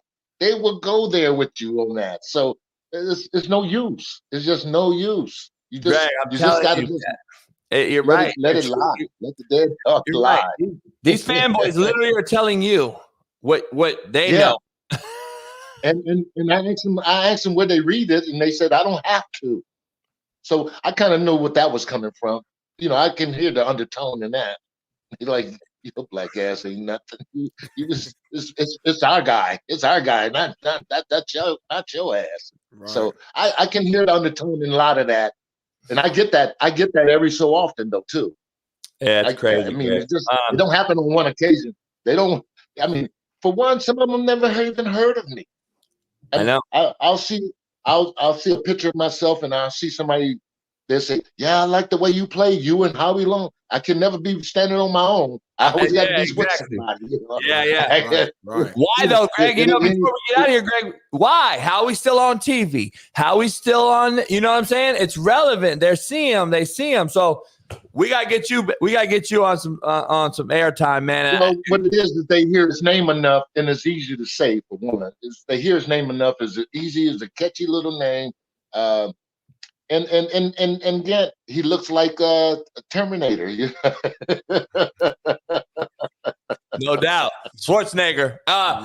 Hey, Greg, we gotta get you on. We're gonna take a break for a couple weeks, but after we get back on, I want to get you on as much as I can so we can get back to being the realest show on planet Earth like we are. And it's good seeing you again. We gotta hook up. I'll call you later on. We'll hook up and get together, trainees or something. Sounds good, guys. Thank you very much for having me on. Y'all have a great day, okay? You too, Greg. You too. Pleasure meeting you. Legend right there, Greg Townsend. 108 sacks, Steve, and they're not even talking about him in the Hall of Fame. Like, is it recency bias, Steve? Is this what we're living in because nobody knows him? And he made a great point, Steve, and welcome in, Steve. I appreciate you calling on a Monday, our last show for a couple weeks. Is he right about the journalists are only like 4 years old compared to what they used to be. So the journalists that are voting on Hall of Fame are basically don't even know who Greg Townsend is. So he gets screwed.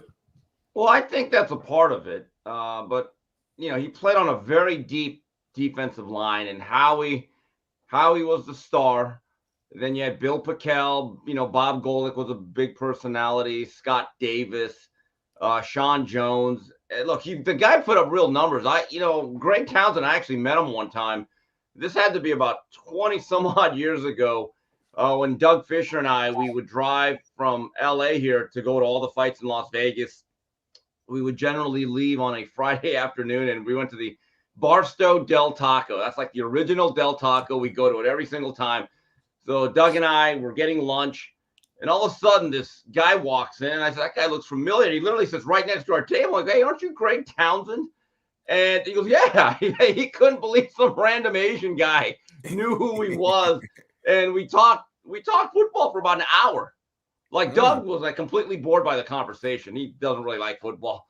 But, we were asking him about certain things that happened in the 80s. What was it like playing for Al Davis and all that other stuff? So, generally, when you have 100 sacks the way he did, that should get you into the conversation. But there are certain players, especially at certain positions, if you're not an oversized personality, it starts to become an uphill battle. And unless you have a real advocate or two in the media, you can become very, very forgotten about very, very quickly. Think about it, though. Like Matt brought it up. He played in an era where it was 60-40 run to pass. He had to get those sacks in a run-heavy oriented system in the league. Fullbacks, tight ends, whams, kicks. Like, it was a different era than just lining up in a wide nine and rush the passer like the Micah Parsons and the Max Crosbys and everybody, Bosa, J.J. Watts and the T.J. Watts. This is a different era now. They didn't have to play run first. Yeah, and Greg, I remember Greg being basically a three-down player. They didn't really kick him out a lot. I still remember Howie Long getting most of the attention for whatever reason. And,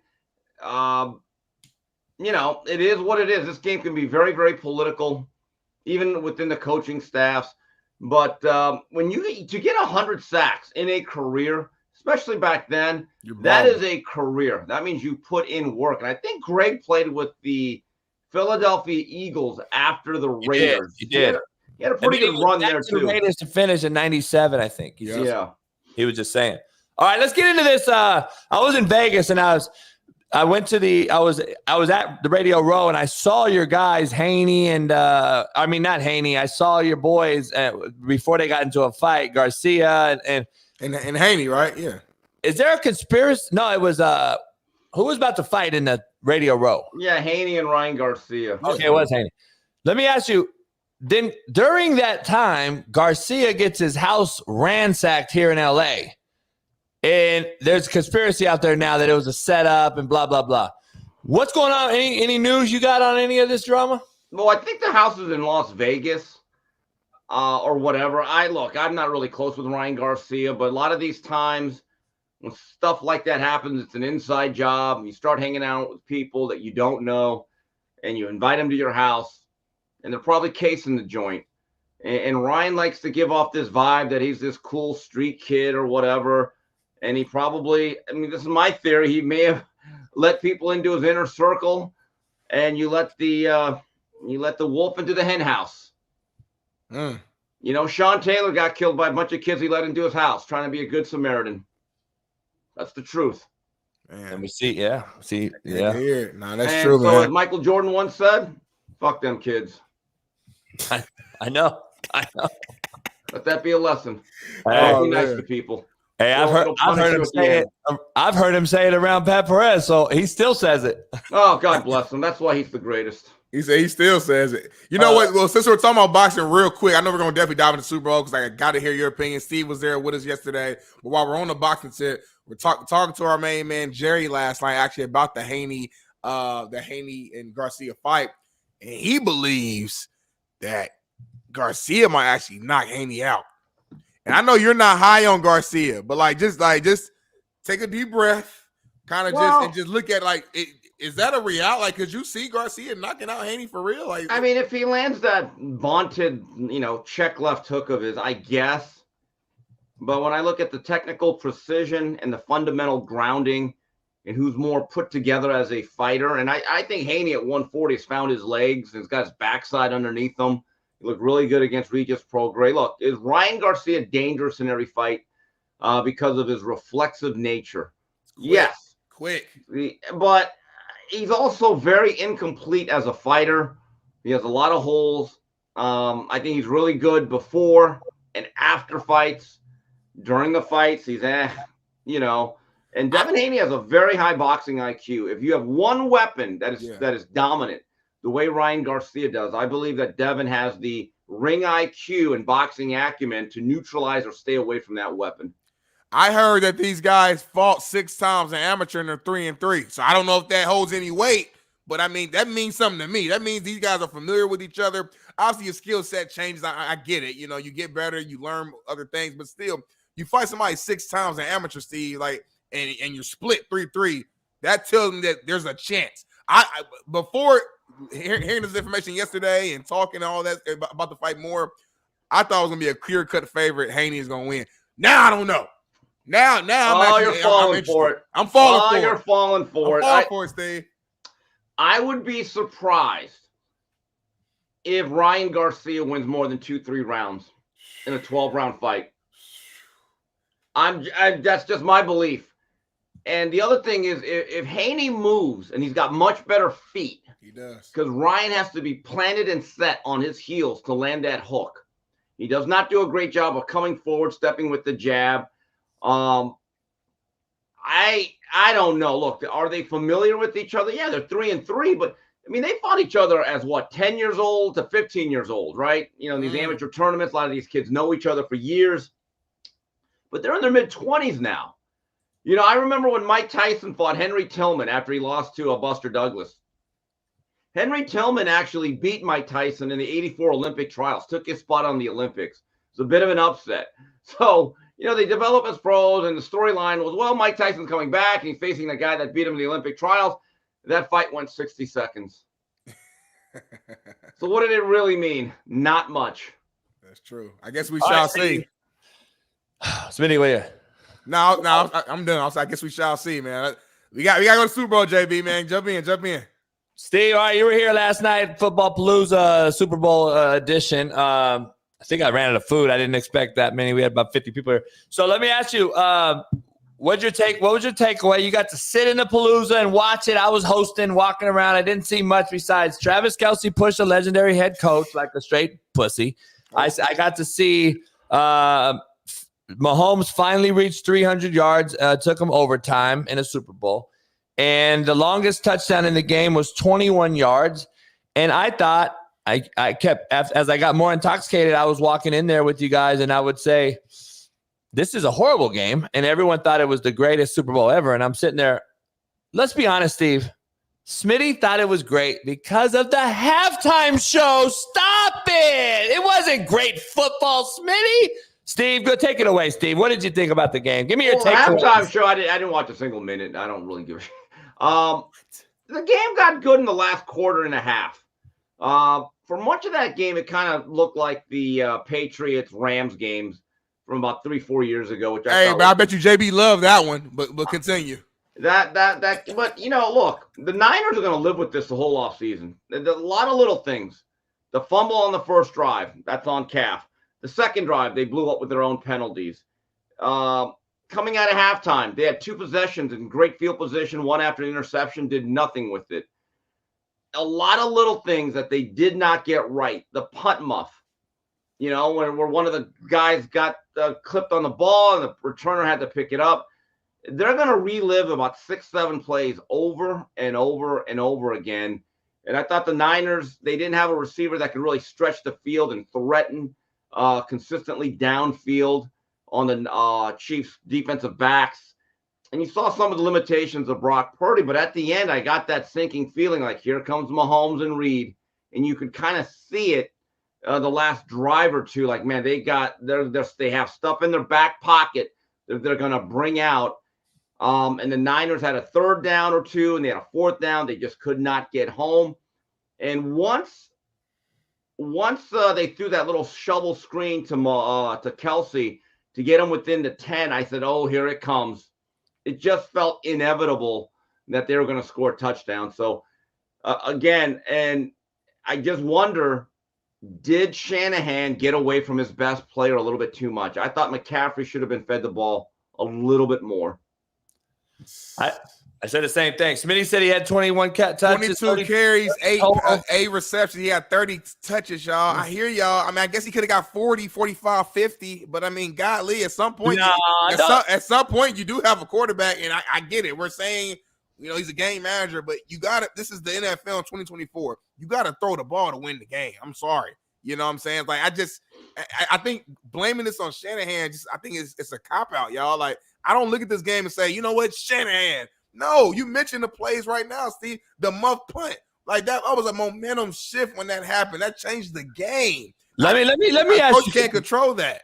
While you're taking this rant, let me ask you something. Why, if this guy's so good of a play caller and he's so great and we keep talking about Shanahan and we still, on this show today, still want to give him a pass? And at least Whitlock came on and said, it's going to start getting heavy, JB, on what you've been saying about him. But it's been this way. He has not changed. I don't understand why we can continue to ride this Shanahan bandwagon. He's choked more than anybody in the history. Look at his stats. Like, why are we not addressing the elephant in the room? To your point, Smitty, let me ask you this. If you're so great, to my point, why isn't Kittle a fucking major part of the offense? Why is this guy not being targeted to control the clock? If you're going to get away from CMC, you got to use Kittle. And they don't. Look at what the Chiefs do to Kelsey and how he controls the game when he gets the ball. The game tide changes. Kittle don't get the ball. I'm like, what are we doing? Why is Kelsey didn't get the ball all first half either? I don't know. Like, people scheme. And like, it's not like he went to the game. I'm not going to use Kittle. Like, people scheme against her. They try to give him the ball a couple times. Purdy didn't fit it in there. Things happen. You're a head coach, JB. I'm sure there's certain games you look back on. You're like, yeah, I probably could have used my X a little bit more. I could have used this. But, like, the other team coaches, too, guys, they watch the tape, too, and they take things away from you, and you have to adjust off that. You can't force things just because he's Kittle. I got to find a way. Well, it depends on how he's being guarded, what's going on. Like, I think it's easy to just come on here and just say, use McCaffrey more, use Kittle more, use Debo. Well, sure, the common fan can just say that, but I'm saying, like, why? Let's break down the film and say, why was Kittle not being used? what was going on, what was happening. I'm going to be doing it. But this is my take, though. You pay a guy, Smitty, Steve, in CMC $30 million to give him 20 touches? Like, let's be honest here. What are we talking 30, about? but I'm just telling you, I'm with you, Coach. Kittle's actually underused. He needs to have 12 targets a game. It's glaring. And I see too many games where Kittle, for quarters at a time, is not a factor or enough of a factor. And Steve, to Smitty's point, you got Smitty's going to say a mid or a developing quarterback going on, correct? Let's just say that. He's cool, yeah. Wouldn't you think his safe haven would be the tight end and Kittle? Like, what are we talking about? Like, that's what I don't understand when we talk about football. We're like, why are we not talking about getting him the ball? And we anoint Shanahan, and I'm like, Shanahan's the biggest choke job ever, and I get taken heat for it. I'm like, so let me ask you this, Steve. Transition to to Queendom Bakes, because I'm going to take it all day and all that. Andy Reid, Spagnuolo, Mahomes. Put them in pecking order as to importance on this team. Well, the players matter. But Andy Reid, his ability to reinvent this wheel without Tyreek Hill for a few years now, they are now kind of a ball control team. They're not going to hit you with a lot of or overwhelming amount of explosives. They play a really fancy version of ball control, but still be physical with Pacheco. The way that Andy Reid has been able to kind of evolve his team to what he has. And I still think they need to make an adjustment or an investment into a wide receiver, a true number one, because they just have a lot of parts outside. And it's an amazing job. If you look at Andy Reid, Mahomes, that combination, every year they are basically guaranteed to at least go to the AFC title game. And now he has, 3 Super Bowls, 4 Super Bowl runs. But Spagnuolo is one of the great big game defensive coordinators of all time. If you look at what he's been able to do, I don't know if he gets another head coaching job. I don't know why there's not a big uproar that he's not getting a lot of interviews. I know he's had his shot, didn't work out. He may be a guy that's like a Buddy Ryan, better off as a coordinator. But I don't know. Look, players matter. But I will say one thing about Randy Reid. Throughout his career, whatever quarterbacks he has, they generally, at the very least, go to the playoffs. I do want to make this, I got this interesting stat right here. I just wanted to list off, not to take anything away from the great Andy Reid, because he's amazing. But I will say this. Andy Reid, without Mahomes, has an overall record of 11-13 in postseason play as a head coach. 11-13 without Mahomes. Since he's been with Mahomes, 15-3 in postseason play. So I get Andy Reid, give him his flowers, his scheme. We see it. He's amazing. A Hall of Fame coach, Hall of Fame resume. But we talked about stats earlier with JB. These are the real numbers. 11-13 in postseason play without Mahomes, 15-3 with them. So you can be a hell of a coach and draw up the scheme, and it can be amazing and beautiful. But at the end of the day, players make plays. And without Patrick Mahomes, Andy Reid is ringless. No rings. Losing record in the playoffs. So I got to put Mahomes at the top to answer JB's question. Mahomes has to be, he's at the top. Without Mahomes, there's none of this. I don't disagree. But I remember Andy Reid in Philly. I remember when they had Donovan McNabb, and they'd always go basically to the championship game. They went to 1 Super Bowl, and they had no talent outside. They had a wide receiver crew that was very, I'd say mediocre back in Philly in the early 2000s. But look, the one thing about Mahomes, he has an ability to extend plays, and he kills you with the third down runs. And late in that game, he started keeping the ball a little bit. But it's a great combination. But Mahomes, he's now getting to that level where if that ball is in his hands the last 4 to 5 minutes and it's a one-possession game, it's almost like Montana. I had the same feeling. Tom Brady, you had the same feeling. Nice. John Elway, to a lot of instances, you kind of knew like this is going to be very dangerous and tough. He's gotten to that level that there is a mystique to Mahomes that do not let him hang around. And that's what San Francisco did. I felt after the first quarter, they should have been up at least a touchdown. And then at halftime, they're only up 10-3. And I kept saying this should be a 17-3 or 14-3 game. And the fact that they were only up 10-3, I said, uh-oh, they're going to allow this to happen. You had that sinking feeling. And when they didn't score the touchdown in the first overtime, you kept thinking, oh, this is not good. Yeah. Steve, I don't know if you've seen this. Andy Reid with Alex Smith, okay? While he was the quarterback there, I believe was 50-26. Mahomes went 92-49 with Reid. And McNabb, sorry. And Mahomes is 74-22 under Reid. They're all the fucking same percentage. The guy wins the same amount of time. Hold on. Are we talking about regular season now? I thought you didn't care about regular season. No, I thought the only thing that matters to you is the playoffs and the Super Bowl. Hold on. I'm talking about overall record. I'm and what I'm saying is, we just talked to Greg Townsend, who just mentioned this. Mm-hmm. Isn't it about what you want to dismiss, the era? You cannot sit here and say that era and that division in the NFC East is the AFC West over the last 6 years. There's just no way. You cannot dismiss it when we're talking about Super Bowls. Like, you cannot sit here and tell me that the Eagles didn't have a much, much different obstacle in front of them. And this one right here has been a little bit easier with a better roster. The Chiefs have had clear-cut better rosters than the Eagles did. Let's just be honest. In a horrible division.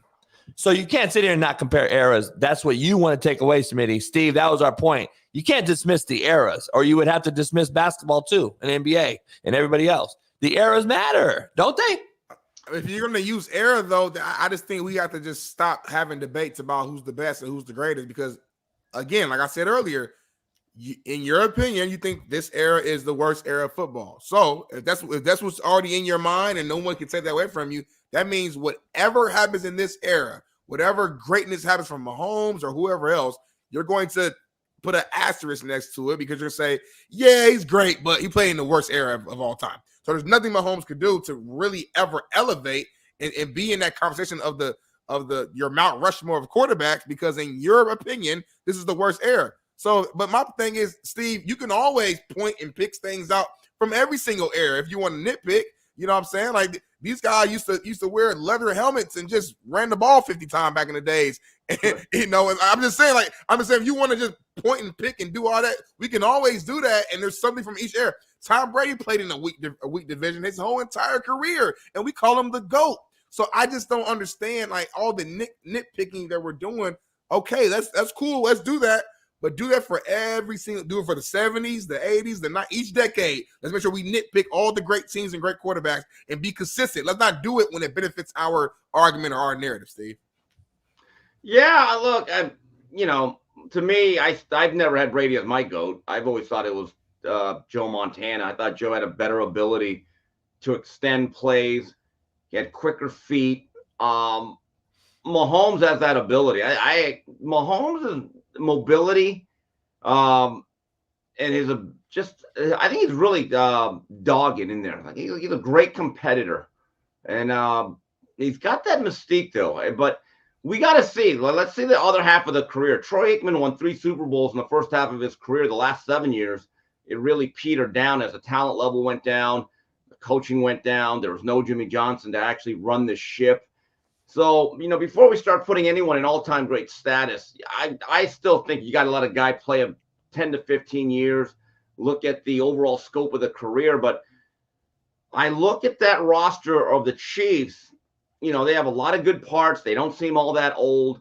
And if they can get a wide receiver, a solid number one, if it's not going to be a Tyreek Hill level guy, but a Dwayne Bowe level type of guy that that you can count on, for 80 to 85 catches, it's going to consistently catch the ball and not Kadarius Toney. They still seem to have a lot of good football and some rings left in them. And Steve, to Smitty, this is the take that no one wants to talk about. Aikman came in and went 1-15 as a rookie and got his fucking head knocked in on a horrible organizational roster and in an organization that was a sinking ship. He resurrected that of course, you go get Jimmy, you go get these great players, and you surround them like all the other NFL Super Bowl winning teams have done in the history of the game, right? But he got his veins beat in and had to go through that. Patrick Mahomes inherited a team that was a machine already that was rolling. Alex Smith and that team was pretty damn good already. They weren't Super Bowl ready, but they were pretty good. They weren't a 1-15 team. Like, we got to look at the players who've come into certain situations and have done what they've done.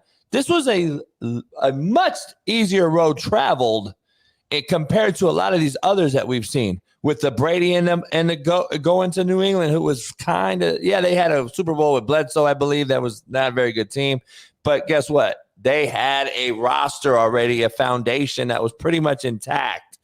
These other guys have struggled and had to build a organization through osmosis, through time, through trial and error, through getting your brains beat in with horrible rosters. But they don't get any credit for that, Smitty. You don't give Aikman credit for that. You don't give Steve Young waiting for fucking Montana to leave and then still winning and throw 5 touchdowns in the Super Bowl. He just gets overlooked now.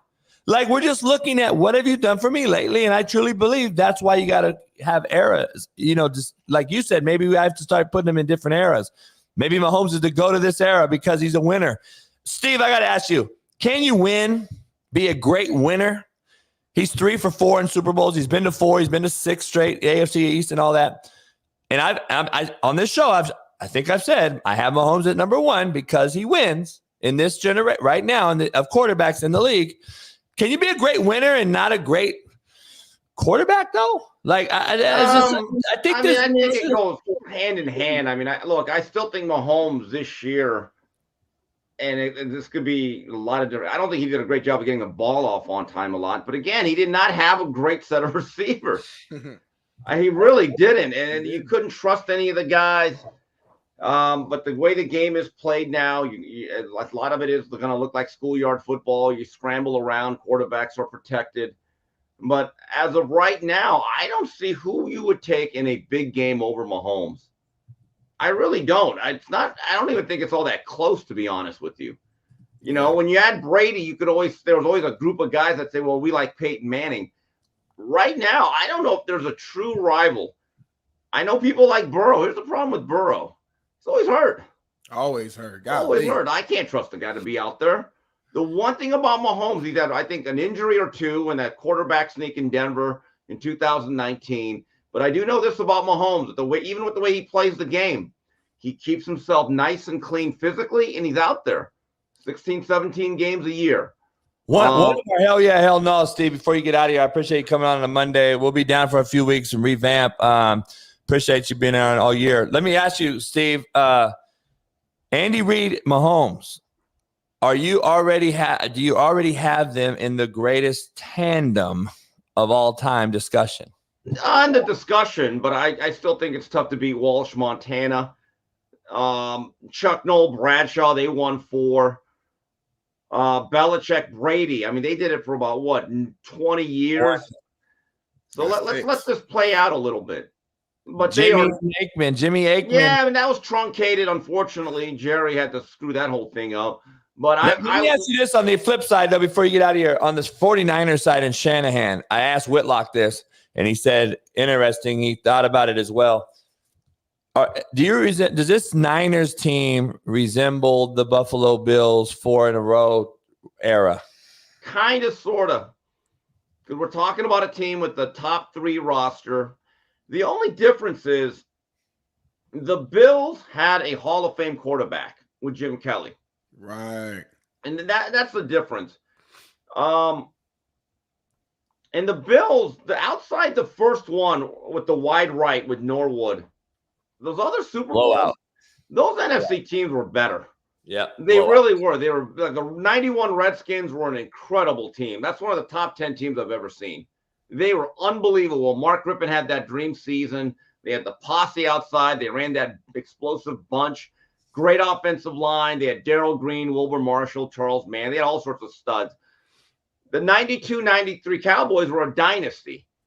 And I remember in that era, it was very clear the AFC was not nearly as physical, big, or strong as the NFC. So they'd always run into a problem.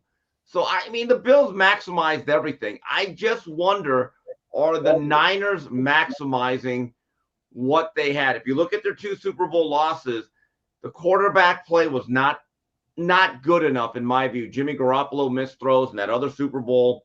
And I thought Brock Purdy's limitations yesterday showed up at some of the worst times, even though he made some plays at the end. But yeah, there is a Bills-like feel to it, although Buffalo made 4 straight Super Bowls, though. That's a pretty big difference. Different, yeah. That's definitely a little different, man. Yeah. Listen, I appreciate you coming on. It's going to be interesting as we go through this thing. He's 28 years old, Steve. Can he surpass Brady? I don't know, but he's sure on track right now. And like I said, we can talk about the errors and all that. He's a winner. He's winning. He's winning games. And as you leave, though, your thoughts. Any shot at all that Andy Reid said, I've had enough of the prima donnas, the Kelsey's running into me, the drama I got to deal with. Does he walk away, or does he say I got to win a 3-peat first time ever? I wouldn't. Why walk away? I remember Bill Walsh walking away after 88, and they handed the team to George Seifert, and 2 months later he said, I made the biggest mistake of my life. Vince Lombardi had the exact same thing. When he stepped down after they won the first 2 Super Bowls, he knew it was a huge mistake because they moved him upstairs and he ended up coming back to the Redskins. Who else did that? Every coach that walks away, Dick Vermeil will tell you, after 1999, when they handed that team off to Mike Martz, he said, what the hell am I doing? These things are so rare. And if you have a machine that is still capable of winning, and as long as you have a healthy Chris Jones that can anchor your defense inside, and I thought he was really good last night. He disrupted a few plays that may have swung the game. And if Spags is still running your defense, why would you leave? Why? I don't get it. For after all those years of being frustrated at the very mountaintop where you can't get over the cliff, now you're at the mountaintop. I would try to let someone knock me off. And very few coaches get a chance to coach a Mahomes and to ride the wave. If I was him, and again, I don't know what he's going through physically, health-wise, personally, I would keep this thing going. On the flip side of the Niners, though, what do you do there? I know everybody's saying, "Oh, you can't fire Shanahan." Okay, so this is the era we're in. We're not going to fire anybody that hurt anybody's feelings. So we're going to keep Shanahan. I'm sure we know that. What do you do though? I had a viral video go crazy a couple of months back when I said this Niners roster is like having hubcaps on a Rolls Royce. If you don't have a big-time QB with a roster like they have, you're going to struggle. And people say, well, the salary cap don't work like that, coach. Well, yeah, it does, because the Rams did it and won a Super Bowl. So did the Buccaneers, and so are the Chiefs. So you can quarterback heavy your salary and still win, obviously. And Shanahan has yet to figure that out. That's the number one knock I have on him, Smitty and Steve. I don't know who you get, though. I know. There's a lot of guys, but Kirk Cousins. Off an injury, though? Kirk Cousins, yes. They will win it with Kirk Cousins. More talented than Brock Purdy. More experience. I'm going to be honest. The guy was balling out before he got hurt this year. If y'all guys remember, early in the season, he was balling out. He was. I think I'm just telling you, I think that he's a dead fish in water. I think he's missed the window. I think Shanahan's missed this. Lynch has missed this because it is what it is now. Like there's no coming back from this. Because they missed the window on getting a guy named Aaron Rodgers. And they should have did everything they could have done to get Aaron Rodgers. They still could have had this roster intact with Aaron Rodgers. And they missed it. And they dropped the ball. And there's a reason why Shanahan went after 45-year-old Tom Brady last year before the playoffs started. Because he knows. He knows. And I told you on this show, Sam Darnold is a better fit on this roster, but he won't get that love or shine because why? So I'm just telling you. I've said it. You think Darnold's the answer? I think he's a better fit on this roster. We haven't seen Sam Darnold on a competent roster ever. And he's more talented than Purdy. You don't debate me about being more talented than Purdy. I disagree with that. But mentally, well, you don't know, though, Smitty. How mentally stable would you be with 6 head coaches and 8 OCs? Well, I'm a dog. I'm probably a bad example, but I understand what you're saying. Hey, Steve, what do you got going on today? You got Mario?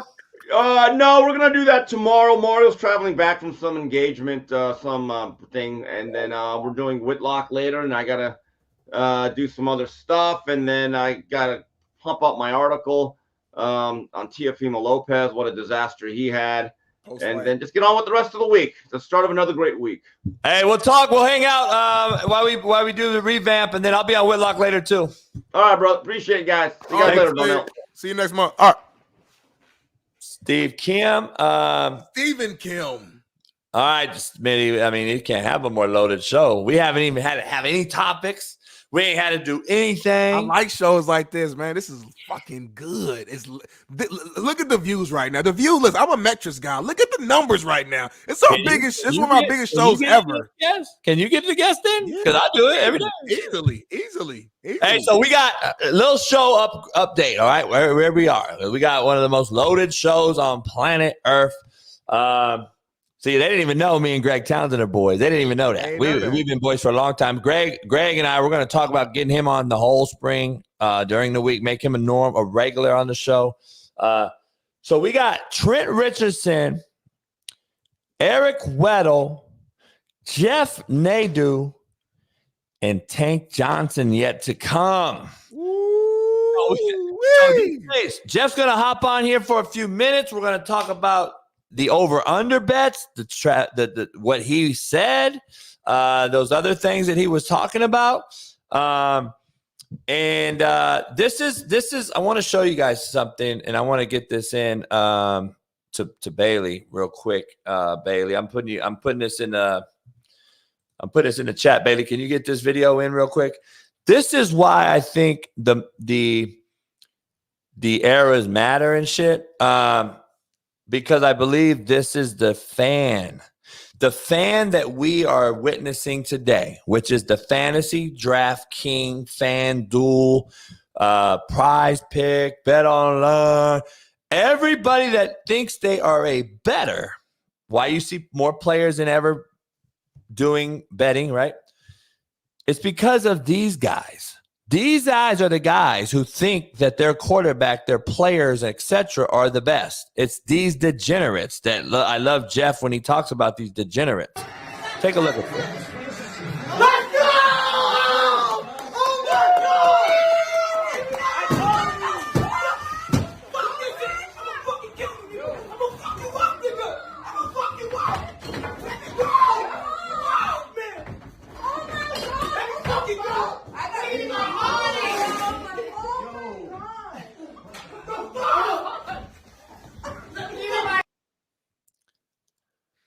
I know that bitch wasn't wiping the TV down with fucking Windex, homie. The TV got broke. That's why I feel like it's a skit because of that. Honestly, it seems too fake because of that. You know, like, Jeff, man, we appreciate you. We're at the most loaded show we've ever had. Legend after legend. You're one of them. You have got to be kidding me. You are fucking insane. Dude, what? You just will not give this guy his flowers. What is wrong with you? Oh, you must have thought I was a bitch. I got it. You thought I was gonna lay down and let you fuck me in the ass, huh? I got it. I'm supposed to do what you fucking say to do, huh? I'm supposed to do what all the pussies out here supposed to do, right? Fuck him, homie. That motherfucker's still mid. Still mid. Hurt, though? He's still mid. He's still mid. Yeah, he's still mid. So Andy Reid and Spagnola had nothing to do with it last night, right? Say it again. With that mid-ass receiver core. Come on, so man. Maybe Andy Reid's better than you think.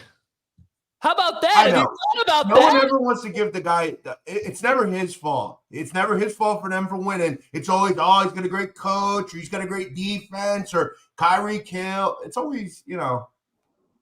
So you say the same thing, Jeff, about Brady and fucking Belichick. What are you talking about? Why is that different? What? Yeah. Brady, so you tell me that Brady's the only reason. You always shit on Belichick. But let me explain again. What has fucking Belichick done since he hasn't had Brady? Fucking Ugats.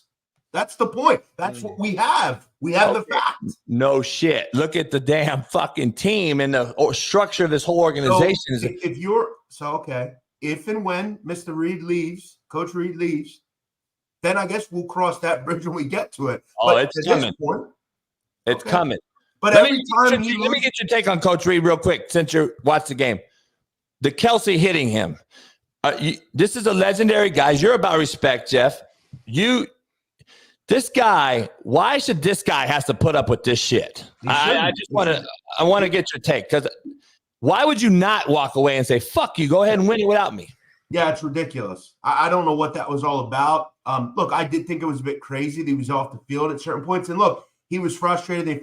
Pacheco was brutal in that game. I hate to tell you, he was awful at times. But that said, he shouldn't be off the field. You shouldn't be doing stuff like that, especially with Reid. He's kind of a guy you have to, show the ultimate respect to always. Let me ask. I'm about sick of him anyway. I got blown up about you, and that's why I wanted to get you on, because people are hitting me like, man, Nadu's great at fucking these things. Everything he said, he goes over and under. Look at what Jeff was saying, the under. Look what he said about the Swifties and all that shit. When he flew into L.A., she got into L.A. on Saturday night, and then we knew it was a done deal. We knew about the over-under 7 showings and all that shit. So you were right on both. You said the under.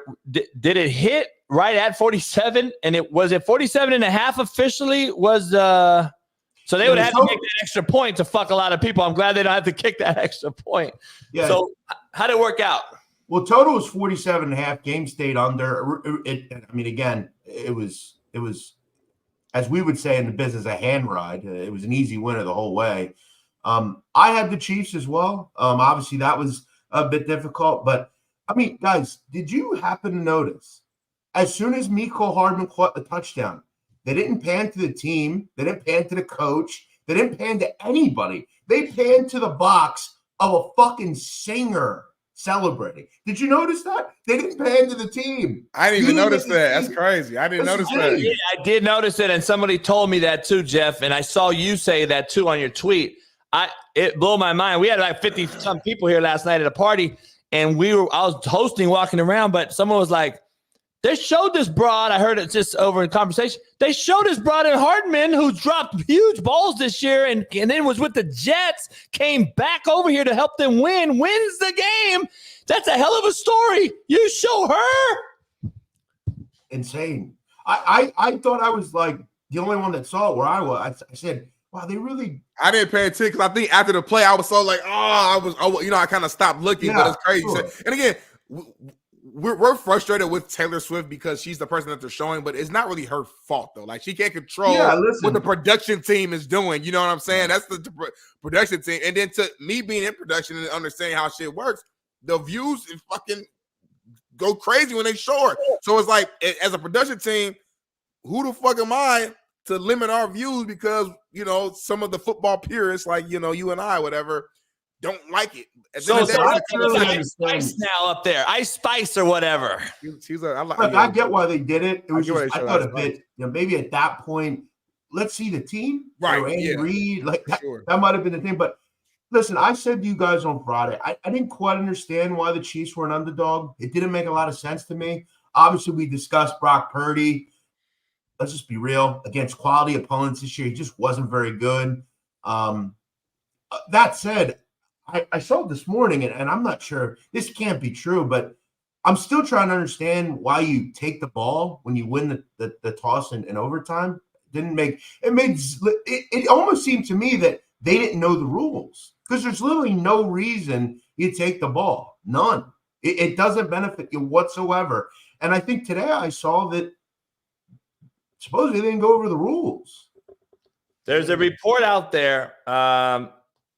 I'm going to send it to Bailey right now. E-Dub's in the back. He's coming on, Jeff. Bailey, I just texted you. Can you pull it up? There's a report, Smitty. I don't know if we've been doing this show that's back to back to back to back. There's a report out there that the Niners' whole roster, and coaches included, had no idea that the Super Bowl rules were different than the regular season rules. And this is a report out there now. I don't know if it's true or not. Is it valid? I'm going to say, is it validated or just rumors? It's on ESPN. So I don't know what the deal is, but having said that, like, how could it be true? Could you guys think could that really be true? I don't know. I guess it was like when Donovan McNabb didn't know there were ties. Yeah. Hey, Jeff, man, I appreciate you coming on. I had to get everybody on. We're off for 2 weeks, and I wanted to get everybody that's been a contributor, and I appreciate you, man. You're legendary, and we'll talk in the offseason in this next week or so, and when we revamp the show and come up with some stuff, and hopefully we try to get some money, and we all get paid on this deal in the second part of the season. I'll tell you what, it was a great year for NFL for me. I had a very good season, so I'm very happy with it. Thank you, guys. Shout out, man. And basketball next, college hoops. I don't know. We got to maybe do a segment on that. Sounds good. I'll be here. Have a good couple weeks, guys. All right, then they do. All right, guys. One legend to another, man. Hey, this is like a damn superstar, all-star type of show. Like this is great show. Great show so far, man. Great show. You guys are killing it. It feels like I'm watching Saturday Night Live or like in living color, just stars just everywhere. And it's crazy. Like, this is ridiculous. Hey, Smitty, he done mad at me right now. You see, he didn't want to come on the show. He's like, "Now, fuck you, to stay all night in Vegas and do an all-nighter with me." Seriously, like the only thing I had was 8:30 dinner. 8:30 dinner, and I figure, okay, I'll be done around 11 o'clock. Dinners take a long time in Vegas. I get a text at 10 o'clock. I'm leaving. I'm like, leave for what? Why are you leaving in the middle of the night? Like, we got a whole night ahead of us. Like, I was thinking we were gonna go to the bars, this and that. And the next thing I know is my dog's leaving. And he's like, "Man, I gotta get out. My dogs." I'm like, "The dog, what's 5 more hours gonna do for the dogs?" But hey, it's all good. It's all good. Weddle, we're in and out today. We're in and out. We're knocking these out back to back. We got legends. Love it. Let me ask you, what's your take on the Super Bowl right away first? I just got to get your take on that. Yeah. It's been a great show. Greg was lead off the first interview with Whitlock, and the legend after that was very cool to hear his perspective and to the old guys, right? Not the old guys in a sense, but the legends of the game back in the day. The respect and admiration for those guys is being lost as the years go on because it's not talked about. Like he said, Al Davis didn't even have his name in the building. Like, how does that even happen? But respect to him. Love the show. I'm caught up. Loved everything. 2 points for me. Amongst everything else, and I know a lot is being said about the carries and touches. 30 touches for C-Mac. The problem is I think he got like 6 touches in overtime. There are 2 issues that I have where I think the Niners lost this game. Okay, first one, after the pick in the third quarter, they went 3 series. They went 9 passes, 2 runs in those 3 series, got 0 points. You could have won the game in that moment, and you went pass, punt, next series, pass. Right then and there, you allowed the Chiefs to stay in this game where you could have stepped on their throats, commanded and demanded who we are. We're gonna just take your souls. And what you did is you passed. And I knew that was my biggest fear for the Niners is Shanahan would get in the way of putting too much in Purdy's hands. Okay, Purdy played a solid game. The reality is, how many balls did he complete outside the numbers or vertical throws? He completed 1 against man-to-man, a sail route by number 3, which is the easiest throw to make in man-to-man. You know it pre-snap, get to your drop, I slide left. It's as easy as it can come. When you show single high to a quarterback, you're dead. Okay, it doesn't matter what type of quarterback you are. Okay, but the reality is he is a system quarterback, and they had it. The defense played amazing, and I'm not even a Niners.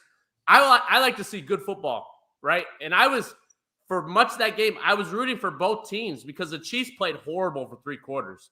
And I'm just sitting there like, how is this team in the Super Bowl? For one, the defense is hanging around. But on the flip side, the Niners have mistake after mistake from the calling, some issues with the play calls, from not taking advantage of some situations. And then, you guys just talked about it.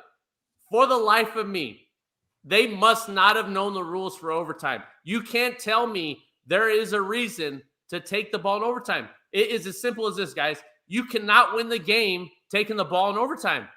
You can only lose the game. Right. Does that make sense? Right. You can't win the game taking the ball. So how in the world, in the biggest game, you make that mistake? I don't know. And people defending that, oh, I want the ball third. You are lying to yourself. And you should say right now that it was the biggest mistake of that game for taking the ball because you shouldn't. There's no reason. Smitty, there's no reason to take the ball there. No, I'm with you. Okay, let's say the Chiefs get the ball first. The Chiefs go down there and score a touchdown. Now you're putting pressure on your offense. Like, At least you know what to do, Smitty. You know what to do. I got to score a touchdown, and now I can go win the game with a 2-point conversion. If you score first, you have no shot at winning. That's my whole thing. I'd rather put the pressure on my defense, though, because my defense has been balling down there most of the game, and my offense has been struggling. Purdy, like you just alluded to, made one good outside throw the entire game. I'd rather us go down there, get a field goal, whatever we're going to get, put the pressure on my defense, my D-line, who's balling out all game, and let them close out. Smitty, it's not how you're playing. It's just basic facts. It's not college. It's you have no shot to win the game. That's my whole premise. Regardless of you're winning or lose it is the straight rules of the game. So on top of that, I thought, was it a great football game? No, I thought it was two teams battling it out, really good defenses, and it got really good in the fourth quarter. And once it almost seemed like Reid and those guys had it clicking the last two series of the fourth quarter, and it was a wrap from there. It was unfortunate with how do you let Chris Jones unblocked on that great play call? Like on the flip side, Shanahan, I mean, this is an incredible call. Look at man ID with C-Mac, motion across, messing their rotations up. I mean, you got guys running wide open. Oh my God. How you know Spags is going zero in any situation. That's who he is. That's what they practice. That is their identity. And 3 different times that play, the overtime where McDuffie's a free runner, right? Again, Shanahan, great player call right there. I'm not sure why you're running double slants into a zero where you know they're inside leverage. Like, that doesn't make much sense from a defense. It's great for defense. Offense, it doesn't make any sense. You got to go out breaking routes, run away from man-to-man. So, and then, sorry for my big rant because I only got a few minutes until the next guest or whatever we got going. Mahomes, I think 2 things can be true. They changed their whole identity this season. Run first, defense first. Don't lose the game. Don't do anything crazy. The guy's a winner, man, and he is one of the best right now. He is on his way, if he continues his success, to challenge that conversation. Now, is he there yet? No. But to do what he's done in 6 years, now, has he had to go through the gauntlet? I think this playoff run was pretty dang stacked for him. But is he going through great? Is he going through great quarterback play? And is this error? No. But at the end of the day, 3-1, 6 AFC Championship games, and what he's done in all Super Bowls, even though it statistically hasn't been great, when the game is on the line and you need a play, how do you not put him up there and say, this is who I want for a game-winning drive at this moment? 3 times. Hey, breaking news. We got breaking news. 2 of my 3 predictions were right. Give us the breaking news banner, Bailey. This is a shocker to me. I've known this man a while. He's Southern California legendary running back. He just left UCLA to go to the Vegas Raiders. Deshaun Foster is the head coach at UCLA. Wow, what a great hire. Deshaun Foster. Clap it up to Deshaun Let's Foster. Go. Deshaun Foster, the new head coach. Interesting take. Interesting hire. You know, he's been coaching for a minute, I thought Pete Carroll going back would be great, but we got Trent Richardson on next after you, Weddle, and I want to get his take on this because he's a running back, and we're gonna get his take. But E-Dub, I know you're headed on a vacation. Yeah. I gotta just ask you this before you leave, though. On the flip side of the Niners game, or the game last night, on the Niners side, on their sideline, Shanahan has one of the most daunting statistics in history as a head coach. I mean, he has some crazy blown leads in games. Another 10-point game last night. We've seen him lose Super Bowl after Super Bowl. Is this guy, has he reached the pinnacle? Is this as best he is? Is this who he is? Do they have to get a big-time QB, or is it really this guy's fault? Because he still should have won a Super Bowl with Garoppolo and last night. What do you take? What's your take? No, I mean, I think he's one of the top coaches in the league. Mahomes and Andy Reid are going to be looked at as Belichick and Brady of ruining guys' careers and not getting those Super Bowls. That doesn't mean you should full-fledged change. He's had his moments. Obviously, we've all had our moments, right? A good play, bad play. Listen, in the second round of the playoffs, I got ran through by a running back of the Jets, can't remember his name, and basically sealed the win in the playoffs. And I didn't have much help, but listen, at the end of the day, I didn't get the job done. So he's got to live with that. But I've had many great plays, and he's had many great calls and great seasons.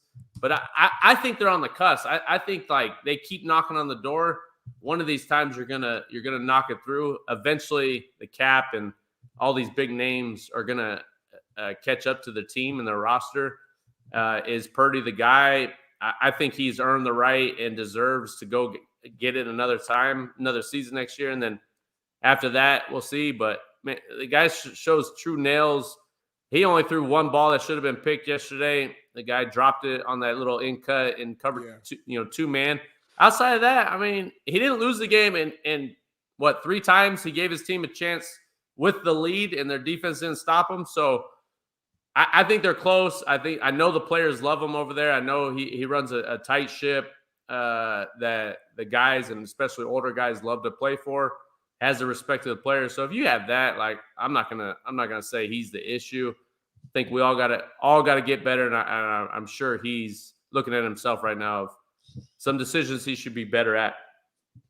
Where you headed, Weddle, for vacay? You can't tell you that. You can't tell you that online. You gotta text you that. I forgot. See, you ain't from the hood for real, JB. You've been in that nice house too long. I got some of my brothers up here staying at the house watching the kids. So if anyone want to try that, I'm saying that too. People don't realize. See, they don't know, Smitty. They don't know what we're doing. Hey, E-Dub, man, thanks for the whole season, the whole year. We'll talk again. But before, we're going to take a 2-week hiatus before we revamp the show for the spring. And we're going to have spring football. We're going to have some college spring ball and stuff to talk about. So, man, I can't thank you enough for this year. And then we'll chop it back up. And I got to come down and watch you guys practice too, spring ball and stuff like that. So I'll be down there. Things I want to come up and talk some shop, Yeah, I'll come down there too in your office or whatever.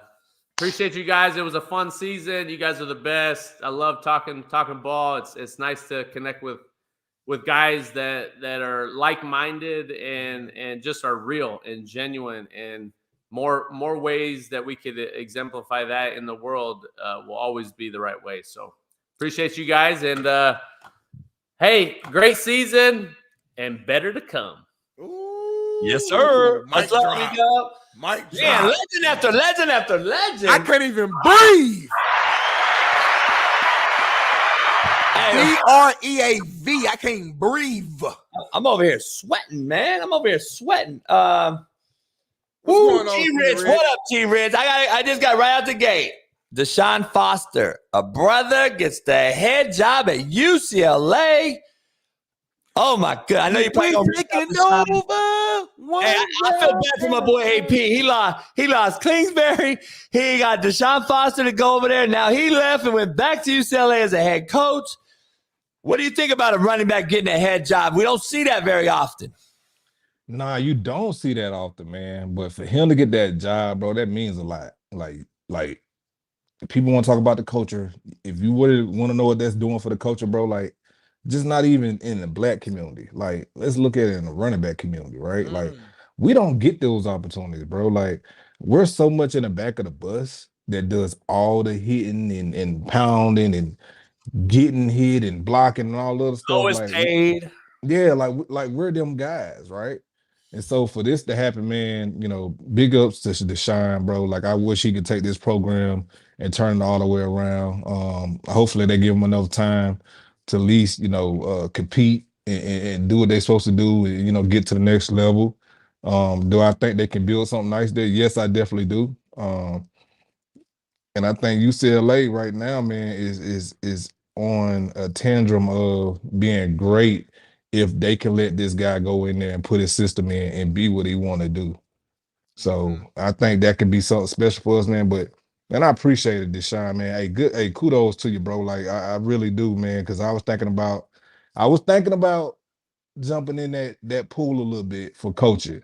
Now that my daughters are fit to graduate, I was thinking about it, man. But I was talking to coach, and I kind of knew coach was going to retire. He was telling me like, man, one thing you got to realize, Trent, you're a family guy, and this game is not family oriented when it comes to your own family. And he was like, man, as soon as you say that you're gonna be a coach, you got to adopt all those kids. And I have no problem with that. He was like, but over 40-some years on the sport, I have never spent a day with my kids. And that's coming out the goat mouth. Hey, think about that. Hey, listen, you will lose sleep over someone else's kids more than your own. That's the cold game. Yeah, that's tough, man. and as a head coach, and JB, you know this, like you know everything that's going on, and like these guys don't realize, like you know everything that's going on. Man, I can remember coach calling me, bro, and it was like 4 a.m. When some of the players had got into a fight on the strip, and guess who he called? He called me, and I wasn't even out there. I had to go out there to regulate shit. Like, hey, what the fuck y'all doing? Come on. But that's just how it is, man. But Deshaun, bro, I'm proud of you, man. Nothing but good hopes for you, bro, and blessings to you, big dog. No doubt. I'm gonna text him after this. He's a SoCal native, played right here at a local high school, was unbelievable talent. They couldn't stop him. They ran wing T, double wing, ran triple option in high school. They were dominant team. Let me ask you this. Super Bowl last night, obviously, is the big thing. This is the football Super Bowl hangover. We got everybody on the thumbnail, man. We've had a loaded lineup today, back-to-back legends, and you being one of those legends. Let me ask you your takeaway at a Super Bowl. I got to ask you, great Super Bowl because it was a close score, or just shitty because we're in watered-down era? Well, I think Alicia Keys, though, was all I needed to see, by the way. Hey, man. With that all red on. Ooh. Man. Some people want it all. And people didn't realize how thick Alicia Keys was. Like, she one of my favorites. I'm just telling you. Like a pot of grits. I did not know she was strapped up like a Snicker. damn seatbelt. That motherfucker was she been eating that cornbread. She'd have came down to the South. looking like the Kool-Aid man in a good way. Oh, yeah. I had to help Usher's stat line. Shit. Oh, yeah. It definitely do. It didn't hurt. Yeah, man. Look, we done lost all focus. Yeah. Hey, Alicia Keys will do that to you. The question was this a great Super Bowl? Was it a shitty Super Bowl? Hey, you over there looking like Stevie Wonder, too, with them shades on, with them dreads going down. Don't start doing that.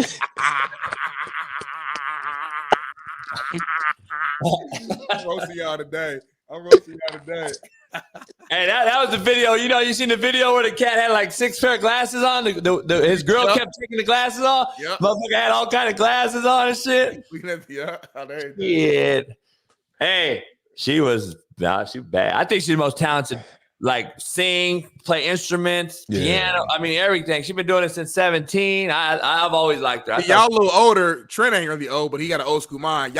Her came out doing the concert as well. She's super talented. She came out there playing the guitar, sing, she does everything. It's just incredible. Amazing halftime performance, by the way. And I'm glad you brought it up, JB, because we did not talk about it yet. It's a legendary, all-time great halftime performance by Usher. Amazing. Brought Ludacris out, Lil Jon, her, Alicia Keys. He had all the Vegas, all the stuff. Like, that was incredible. I mean, but if you go back and look at it, man, like really, like over time, like growing up in a church, right? Mm-hmm. Like you see all the women playing the drums and stuff. Like my cousins and aunties play the drums and the guitar, and they can do all that, right? Right. And so they pass it down to my uncles and stuff like that. And I mean, one of my uncle kids, bro, like one he got a girl playing the drums, which is my twin, and my cousin, which is his son, played for the San Diego Chargers. He played the bass. Then the other one played the piano. Then the other one sing, which is Kelsey Richardson, which is one of the hottest gospel singers out there, was on Sunday Best and all. But, just going back through it, like, bro, women has always been talented and multi-talented in different ways. Yeah. But that was one of the best halftime shows I've seen in a long time. Do I think it was better than Michael Jackson's? I can't say that. Prince. I can't go over Prince. I can't even go Whitney Houston yet. Ooh. I gotta go back and watch all those before I can give a clear-cut answer. It's been a while. Michael Jackson had like 4 different Michael Jacksons jumping out before the even thing started. Like, yeah, that's hard. Yeah, one air, then all of a sudden. And then Prince, it started raining during Purple Rain. Like, that's just tough. God blessing you. You can't even really plan that. Like, hey, Janet put on one too. Janet did a little something too now. You know. A lot of people speak on that Janet one, bro. Like Janet put on a nice show. On that one. I ain't on that one. I like Hey, that. T-Rich, Andy Reid and Mahomes. Are they in the top 3 QB coach tandems already? You gonna put them up there? Belichick, Brady, Montana, Walsh. Where you got them? I say we had to go at least Montana. Like when you talk about Brady and Tom, I think that's the big of the mecca of all the meccas. But I think they're if they get another one, bro, like they're on the caliber. You got to put them in that. Well, that'll be a 3-peat. Yeah, that'll be a 3-peat. Like when was have they ever had? No, when was the last time that happened? It's been a 3-peat. No, it's never been. Yeah. So if he do that, bro, like, hey, it got to be some, questions asked and put them in that conversation. Like, hey, bro, like this is probably the best that we done ever seen. But they got to get past that 6, right? It was a 6 or 7 they got to get past. Well, Brady himself had 7, but the Patriots had 6. So it depends on who you're. Yeah. You got to get past that 6, or even, but for him to do it at this age, bro, to doing what he's doing, and to take that team, like he didn't have the dominant team that he had the last, couple championships, right? And I think that, when you win championships, your team kind of sometimes it get better, but sometimes it get worse because these guys are going to get different contracts. These guys are going to get, they're able to write their own, their finish. They're able to write their, their next move when you win that Super Bowl, right? Now, I remember guys telling me, man, I played on the team with Hakeem Nicks. He was like, bro, we won the championship. I was doing a tour when we won that Super Bowl. And man, I would go in places, bro, and they'd be pulling stuff out the refrigerator for me. I'm like, huh? Out the freezer. Packages out the freezer. Like, what? Oh, okay, that's what it is. And man, you got guys like that, bro. I had the opportunity to play with Reggie Wayne and Robert Mathison and guys. They were like, bro, yeah, you won a Super Bowl. You write your own ticket. Like you get the contract you want. You talk to the team you want to talk to. You can stay here. You can do the X, Y, and Z. But you win that Super Bowl, bro. Like your story is written however you want to write it from now on, right? Yeah, a lot of people talk about they hate on what's my guy from Baltimore that went, Jacoby Jones. A lot of people hate on Jacoby Jones, but Jacoby got what? How many Super Bowls he got? I think he got what? He got one, right? I know he got one. He won one. Yeah, I don't know if he got more than one. Yeah. Did he have 2 touchdowns in that Super Bowl or something like that? He balled. Yeah, I think he had like a return, and he caught it. He did a few things. Yeah, like he had So it's stuff like Jacoby tell you, like, bro, like that's something that they can't take from you. And I write my own story, bro. Like I write my own contract. So, but it's stuff like that, man. Like I would never bet against Pat. Him, Tom Brady, hell, I wouldn't even bet against Russell at one time. But I definitely wouldn't bet against Pat, bro. Like he just amazing what he do, man. The kid got a talent, bro. That's just he's the Steph Curry of football right now, if that makes sense. Like because the kid, he does everything wrong, but it's right. You get what I'm saying? Like he don't stand in the pocket. He don't.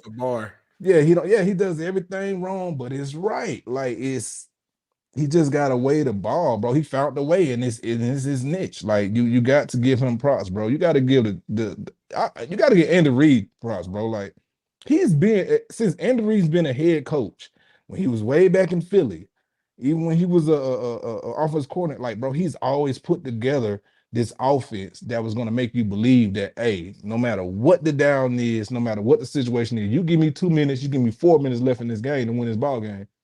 We got a strong possibility to win this damn game. Hey, T-Rich, man, we got a loaded show. We had to get you on. It's the end of our football season show. We'll be down for 2 weeks, and we're revamping the show. You've been a hell of an addition. We gotta talk about the second half of the season, get you back on. We appreciate the time you've been dealing with the kids. You got one of the best players in America in the youth level, and taking the time to come on our show, man. We got to thank you. We can't thank you enough. And we got to chop it up soon as we'll chop it up in the next couple of weeks, figure out a plan, and make this thing right, man. Get this thing going. Man, it's crazy, man. We're talking about the end of the football season because we just did the Pro Bowl. And it's crazy as we on the phone, and I'm gonna put it out there. I just got a text from Jason Williams asking about my son playing basketball, putting something together. And you talking about from Jason Williams, like everybody know who that is. And it's one of the best that ever did it at the point guard position. But man, I'm so proud of the show, bro. Like what we did this year, man. And how we covered a lot of stuff this year, man. I know it's gonna be bigger and better next year. Especially this spring. It's a lot of stuff that happened around this spring that we're gonna have to hit on, bro. Like it's a lot of coaches changing. It's a lot of, older coaches going out, new coaches coming in.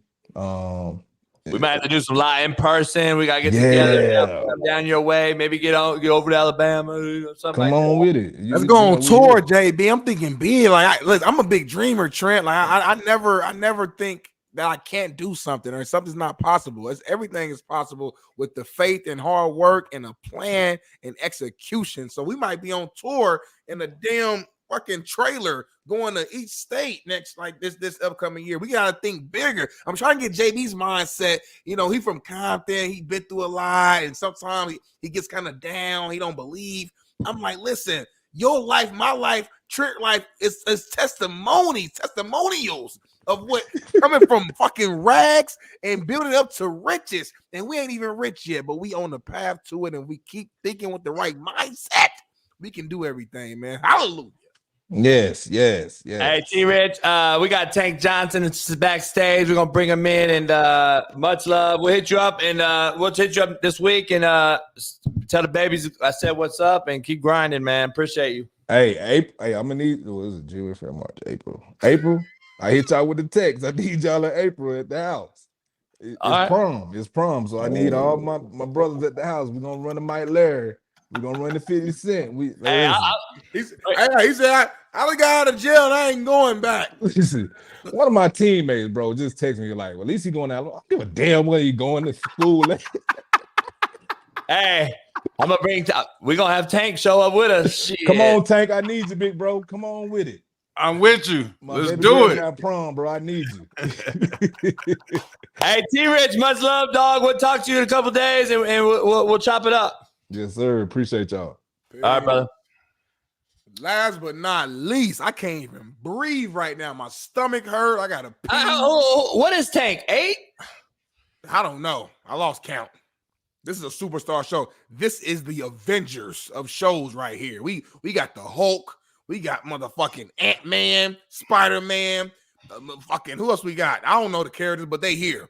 And we got Thanos right now. Big Tank. What's going on? Hey, man? Tank, I got to ask you right out the gate, dog. This ain't now unscripted. No, well, we ain't scripted nothing because Smitty left my house a little while ago. He probably loaded. I'm loaded.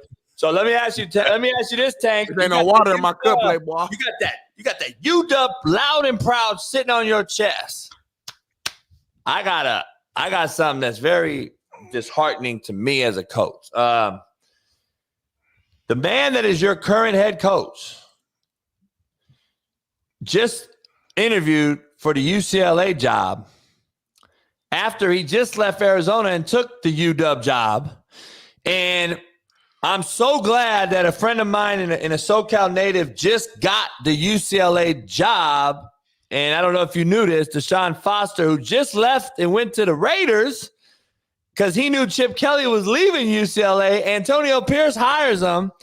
And now he leaves Antonio Pierce, and he's back at UCLA. Shout out to Deshaun Foster becoming a head coach, a brother, running back coach, all that. I love it. I love to see it. Hopefully he does great things.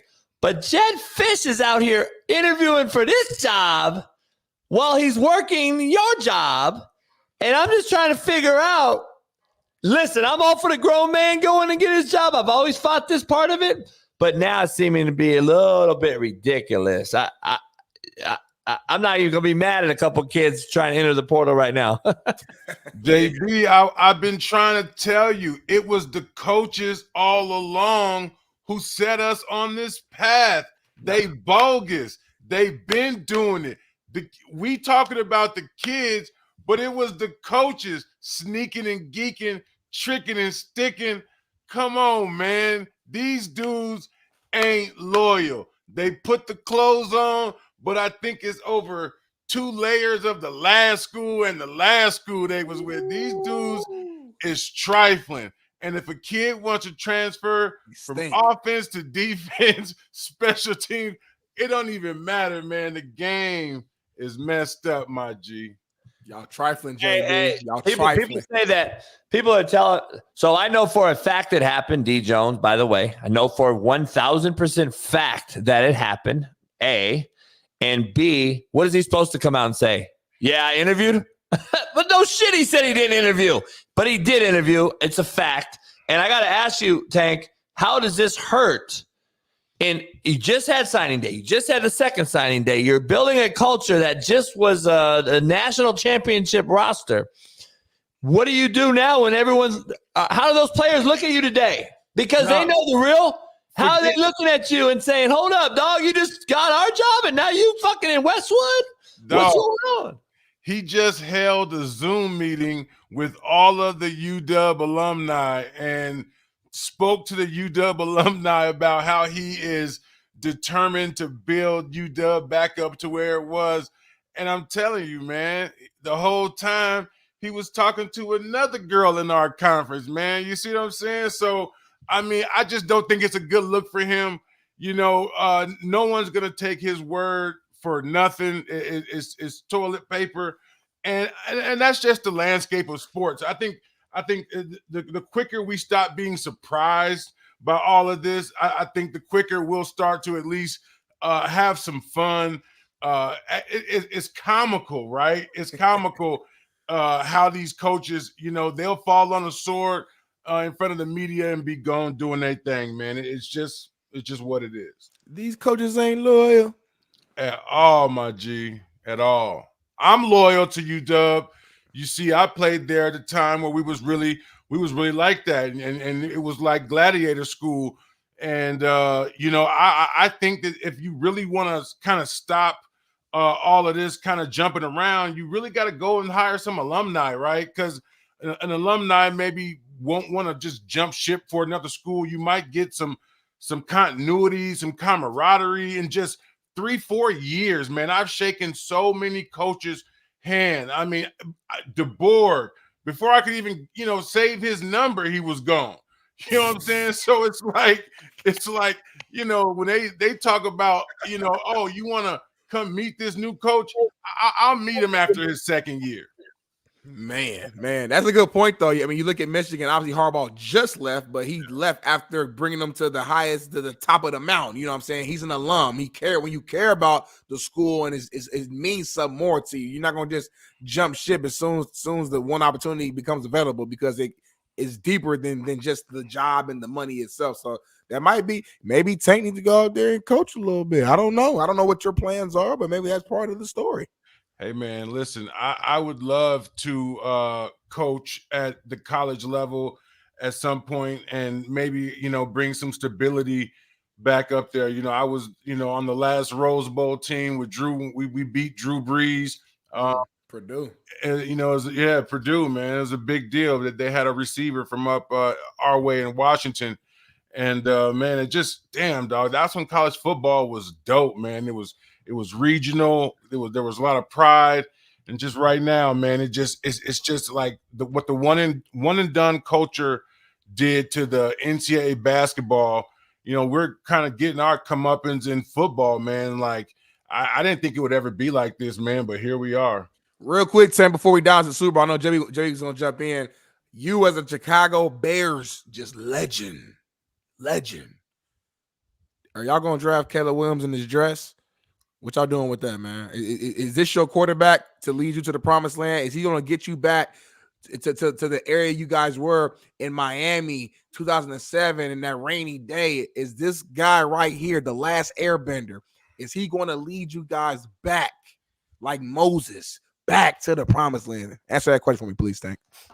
I don't think so, man. I think he's starting to get a lot of Johnny Manziel correlations, and a lot of people are saying, like, you know, he's really talented, but like anytime you've got you've got to clean up so many narratives in your camp before we even get to the hard part. I think that just shows that, you know, he probably ain't it, but he'll probably still get drafted pretty high. All right, Tank, I got to ask you this, though. I don't know if you've seen this. I'll let you hear it. You get what I'm saying? There was a lot of times last year where we had choice routes and different stuff like that, to where it's just like it messed up. I can't anticipate anything. I got to make sure you're doing it. You get what I'm saying? So now I'm a half a second holding it longer, even though sometimes I like, nah, they got back there fast. I'm like, Like, I never blamed anything on the lineman because it's just always something I could have done better. But the indecisiveness on knowing what they're going to do because of that just wasn't my style of play, I'll say. Yeah. That just wasn't my style of play. I like definite things. I like to be the one everything falls on at the end of the day. If it don't work, I'd rather it be, you know what I'm saying, my fault than work or I made the wrong read rather than them making the decisions, them doing it. I don't like all that. Because you can look out there and say, all right, I know what I'm looking at, and I know what, you know, we got this dig coming in backside or whatever. Yeah. Like, I got to be able to count on that because I know I can buy enough time to get it there. I don't need this to be a dig or a post. You get what I'm saying? Because it's going to – is he going to dig or is he posting? Am I tripping? Am I seeing it right? What type of ball is this going to be? Is this going to be a 2-ball? Am I going to put him on? Like, you know what I'm saying? It's too many variables of that type. I don't like having all them variables. I like, this is it. Y'all going to do this. And I see stuff in the way I see it. Now, nobody else the way I see it. So that's why I like Coach Sherman and stuff a lot, because he understands how I see it, because he dealt with a lot of different, like, you know, NFL caliber quarterbacks that everybody sees things different in the NFL. So we can relate a lot. I saw a lot of throwing everybody else under the bus with no accountability. That's what I saw. I also listened to the whole interview. He also said he would be he's the best quarterback in this draft. My question is why aren't you in the draft then if you think you're the best? I don't know, man. I'm losing the Colorado thing. I'm just being honest with you, dog. I know Sean Lewis, and I know what he is about as an OC, and he threw that man under the bus. So did Dion, in my opinion. What's your take on this kid right here, Shedeur? I think that, you know, he's kind of diagnosing the problem to the world, right? They don't have the reps that they can really depend on when it's crunch time. You know, those reps, you know, whether it's spring ball that we talked about or any other time, when you know that safety's outside, that receiver is going to take that and go a certain way, that comes from repetition. And these guys want to get it automatically, just kind of like, hey, you know, if you see this guy, you know, you got a choice route. And we're going to make the right decision every time. And that's depending on talent. And if you don't get those reps in, man, it shows. And these kids nowadays, it's just so funny. Like he's saying what the problem is, right? Like there was too much indecisiveness. The receivers had too much free will. You know, they could do what they wanted to do. And it's just like, man, he's just telling Colorado's problems to the world. And I don't even think he understands that. Yeah, I mean, I actually agree with everything you just said. So I guess what's the issue that we're saying? Like, are we saying he should just keep this in-house? We should have kept it in-house, or like what? There's two things I see. That's one of them. But the second one is, you know, he's basically saying, like, you need to cater to me. This is not the football that I know. This is why player empowerment is taking over the game. Like, he's the quarterback, though, right? Like, don't you always create a system for? You know what I'm saying? Don't you always create a system for your quarterback? Like, seriously, I'm not even. You create a system for the quarterback. He's saying create it for me. I'm creating the system for our talent base. Andy Reid's creating a system every day. JB, what he's saying is he doesn't believe that the receivers should have the option of where to go, and it should all fall on him. Like, there should not be any ambiguity in the route that you're going to run. As long as I know what route you're running, then we're good. If you have the choice and I have to react off of your choice, he doesn't like that. he wants definitive routes. And so what he's saying, it makes sense, right? Like he would like it to where he's going to know where his receivers are going, is what he's saying. And right now, his receivers, he thinks they're going to break this way. He holds the ball too long, they go this way. What I don't think the common fan out here understands. Choice routes are what football is now. This is the NFL. This is all routes. All routes have a choice built in based on coverage. Who's on the roof? 2 high, 1 high, outside leverage, inside leverage. This is the route you break to based on coverage. He's saying, I don't want to bank on that and you doing the right thing versus that coverage. Right. He is the guy that won't stand in there and say, okay, it's too high. This is what he's going to run. If he runs the wrong route, it's on you, receiver. Right. But he's saying run dig no matter what into the 1 high safety look.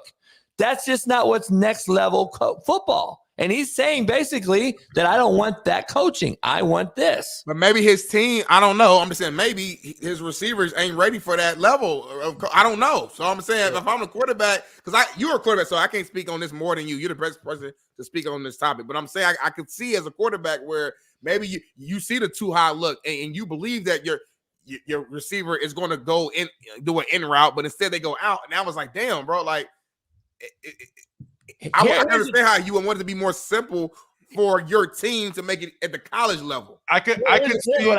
Here's my point to Greg Townsend's point. Tank, Greg Townsend was on earlier, and he's kind of upset about the Hall of Fame deal and how he kind of thinks he's a little bit screwed over because of recency bias. He was saying exactly what we're talking about right now. Yeah. He's like, when I played and my coach said, you better not fucking go inside, and I go inside, I'm risking on getting cut. Nowadays, he was talking to Max Crosby. He was talking about, he goes, hey, man, why you go inside? He was like, oh, just easiest path of resistance. And he's like, so you don't have no, unfit gap sound or your gap integrity, and your defense isn't built into where your coach tells you what to do? And he's like, no, I do free range. He's like, so you go inside, there's no spill backer, and they run toss, we're fucked. And he's like, well, yeah. So he's like, dog, the players run this shit now. It is completely ran by players. And Greg Townsend's like, holy shit, I went over there to give you my expertise, my opinion, my professional opinion. You shitted on it. I got to move on then. This is what it is now. Greg realized it real quick. And that's what we're seeing right here. Yeah, that's the Michael Parsons, that the kid from the he jumps inside all the time and loses contain.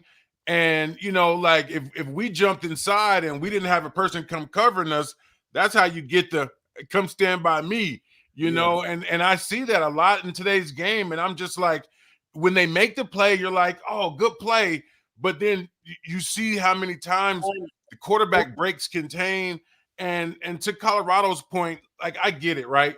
Like, if you've got like a Travis Kelsey, like tight end, and you're giving him the wide choice, which is how it is, right? Like your studs usually have a kind of more of the choices, right? And everybody else's route is definitive, right? And so it's like, ooh, I know Travis is going to break outside on this. And not every receiver. If you give every receiver, their own, two-way go, you're going to end up on your back a lot. So I get it, man. And it seems like it's like fast break ball on offense and defense. And man, it just becomes a lot harder to predict the game. Let me ask you this. What's your take on the 49ers coming out today saying they did not know the overtime rules? Listen, whether we want to say cap or no cap or whatever y'all want to say, but I got to ask you, I got a real take on this. It shouldn't even be a thought process, Tank. It shouldn't even be an issue. Like, I don't understand. And to their point, like I was talking to Greg and other people. Why is this even a process? Why is everything different all the time? Like, it used to be 15 minutes. You played the fucking overtime game, and that was what it is. It was a quarter. I thought it was the most simple way. And if it was in the playoffs or the Super Bowl, you just keep playing until you win. That's what it was. Nowadays, we switch it up to a field goal wins and a touchdown wins on the first drive. But if you don't score a touchdown, then you can go down and win. I'm like, what the fuck are we doing? Now the Super Bowl has a whole nother rule. So if they would have scored last night, it wouldn't have ended the game, and the Chiefs would have got the ball again. Yeah. And so, like, I could actually see confusion if it ain't brought out to you in the beginning of the game on the coin flip and say, all right, guys, Super Bowl rules are different than playoff rules that are different than regular season rules. Like, what are we doing as a league? I just want to ask you. Well, it's one thing for someone to tell you what the overtime rule is, and it's a whole nother thing to experience it. There's so many times where they tell us different rule changes, and it's like, okay, good. And then when it happens, you're still like, what's going on? Because it's never happened to you. And it seems like those guys, I mean, I get it. I totally understand it. They don't, the NFL tried to rush and fix a problem, right? I don't want one team having one possession in overtime. So even if you score a touchdown, you guys get the ball back. Therefore, it's like a new quarter. I get what they're thinking, but again, we got to have something and land on it for a few years, and it happened a few times for the collective audience to understand it, because right now, until you see it, you don't know what the fuck it is, really. Yeah, I mean, I knew about the rule because I remember like they changed it because of the Josh Allen situation against Mahomes a couple years back, and I remember they had been talking about this since the beginning of the year. Right? But yeah, if it, like you said, if you haven't experienced it, maybe it's out of sight, out of mind. You know what I'm saying? You kind of forget about it. But what difference does it make? What difference would it have made? Right? Like Weddle was saying that just like there's no win and you taking the ball first. Like there's no way for you to win the game getting the ball first. You know what I mean? Even if you score a touchdown, other On the teams coin flip. He's talking about on the coin flip. On the coin flip. So it's like if you win the toss, it's like go ahead and defer, let the Chiefs go down. At least then it's like, okay, I'm in control of how I want to manage this thing. Like if Chiefs go down and score a touchdown, I know I need a touchdown. I'm going for it on fourth down. I'm taking the risk. And if I do score a touchdown, maybe I'm feeling, gutsy and I want to go for the 2. Like you just have more power over your decisions, I guess. With this new way it's set up, would it almost make more sense to defer? Because before because before it was all about I'm gonna get the ball. I'm gonna try to score first in the game. Yeah, to get it over with. Yeah. But like now, if you defer, at least I've got either a 3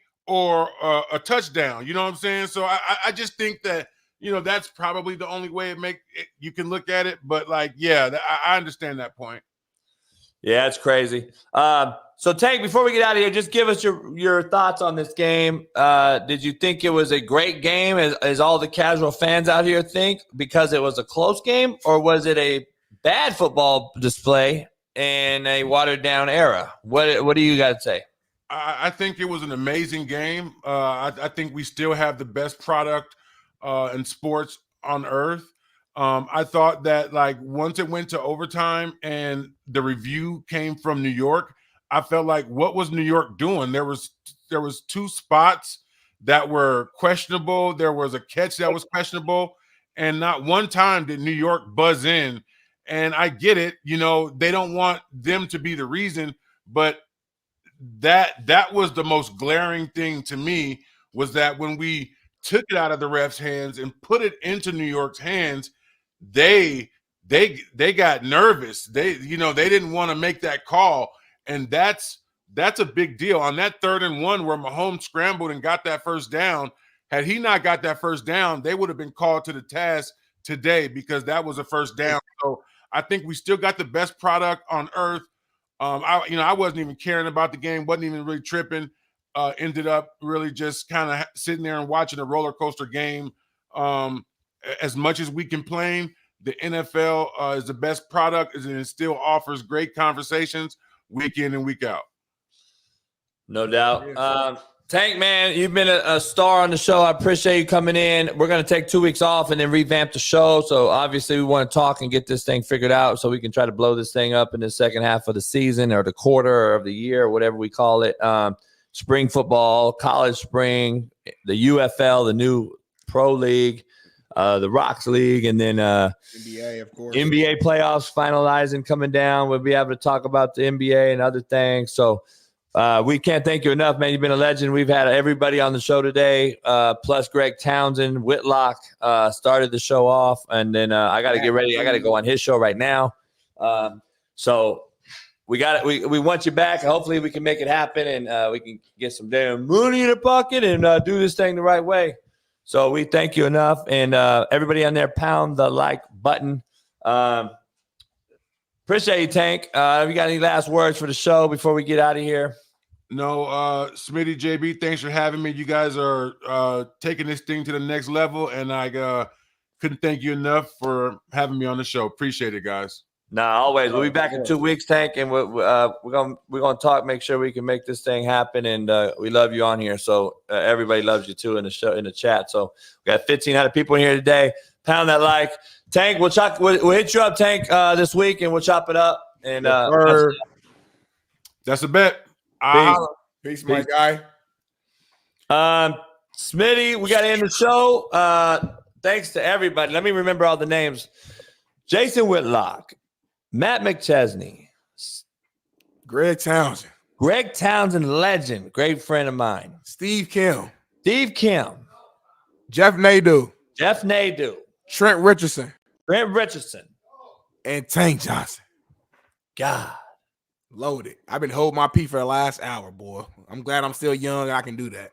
Pound the like button. We should have 1,000 likes. We will be back. Smitty's going over to Indianapolis. Drop it one time, Smitty. What you got going real quick? I'm going to Naptown. I got a red eye tonight. That's right, tonight, man. Wednesday, Valentine's Day from 6 p.m. to 9 p.m. at the legendary Hinkle Fieldhouse at Butler University. We're bringing out all the stars in the NFL, WNBA, and social media as well. We got Justin Jefferson. We got T.O., we got Kenny Moore. We got Max is Nice. We got Tasha Harris from the WNBA and many, many more, man. The goal was to create an all-star experience that's affordable for the entire community. Tickets are $10 right now. We are accepting donations for anyone who wants to donate whatever, 10 tickets, 15 tickets, whatever that amount is, so that we can allow more students in the area to come to the game for free. If you're serious about it, hit me up, man. I could drop my email real quick so y'all got it. I'm trying to be serious here. Don't be hitting me up for playing around about stuff. This is serious stuff. We want to get as many kids in the community there as possible. So if you're interested in donating, hit me up via email and we can make it happen. Otherwise, man, we'll be back, man, about 2 weeks, bigger and better. I don't think we mentioned E-Dub in that rant. Eric Weddle. We forgot E-Dub. Oh my God, the legend. Oh, how you forget E-Dub? Smitty, it's been great so far. We were only going to build from here. We're going to be back to 26th. All right. My birthday's the 21st. I will be at Pat Perez's house in Arizona. We will do that show. Smitty and I will hop on. We will do a live show on the 21st, my birthday, straight super chat birthday. We need $5,000. So you got to keep it So make sure you bring that up. The 21st will be live. Plus, I will be doing live daily rants, and it will drop every day at 4 p.m. Pacific, 7 Eastern. I will do daily rants, and we will have a live show on the 21st, but we will be back officially revamped, new graphics, new video, new songs on the 26th of February with a whole new second quarter of the show. And we'll have new guests, new all that, plus some same guests. And the daily rants are going to be right here on YouTube. Plus, we have tons of clips that you'll see. We'll break this whole show down individually with 8 different guests. And we will have that on for the next 2 weeks, plus some other videos and shows we'll have on there. We'll have enough content on here. So make sure you keep subscribing, pound the likes, and become a member if you're not one. Because on the 26th, the realest show on planet Earth continues to only grow. So don't go nowhere. We ain't going nowhere. We just need to take a break and revamp the show. So give us that time, and we'll be back better than ever. And remember, we ain't making a lot of money yet, so we got to do things and other things. And I can't grind the guys that much. Shout out to Bailey behind the scenes, everybody else that helps out. So. You talking like this thing is ending right now. You about to make me cry. I feel like the last episode of Fresh Prince. I'm saying I'm not going on vacation like Smitty. I'm staying right here at home. I'm grinding. I'm revamping the show. I'm gonna be doing the next 2 weeks. What we're doing? Can we get into a studio by March 26th? That's the thing. So we're working on a lot of things. I'm not going on vacation. I'm going to work. So we put in 100,000 into this event. See, we try to get Smitty out of Fox. See, that's what I'm saying. We try to get Smitty out of Fox. So, that's what I'm trying to do. We try to get Smitty all here. No offense to Fox, but we trying to get Smitty out of Fox. So, shout out, man, one of our biggest shows. We had almost 1,500 people in here. Shout out to everybody in here. Shout out to all the great guests. This is one of the best shows. It has to be one of the best shows on the internet in the last few weeks or this week coming up. So you can't ask for a better show today from a couple of slapdicks like ourselves. So shout out to everybody. Smitty, been fun. We'll be back stronger than ever. I know we got a little meeting if we can later on. We'll talk with Joel, our graphic design guy, his thoughts. We're going to talk to everybody else, build this thing up. And let's do it. Shout out to y'all, man. Shout out to Daniel Caps Keenan. I know you sent the super chat last week. We probably missed it. Shout out to you, brother. We appreciate you. We're going to do a better job of super chat on this back half. And, hey, man, if y'all need something, man, hey, I'm going to be in the Discord next 2 weeks. Me and Jimmy going to be in Discord a little bit. If you're a member, you can talk to us. Give us your ideas, your thoughts. I'm going to be in Naptown, baby. 317. I'm coming home, baby. Peace, Kingdom. We love ya. We'll see you later. Peace. Missing, we switched it and filled the gap. Smitty and Jason Brown, we killed it, yeah, it's a wrap. We want the games we're missing, we switched it and filled the gap. You are now tuned in to the Coach JB Show.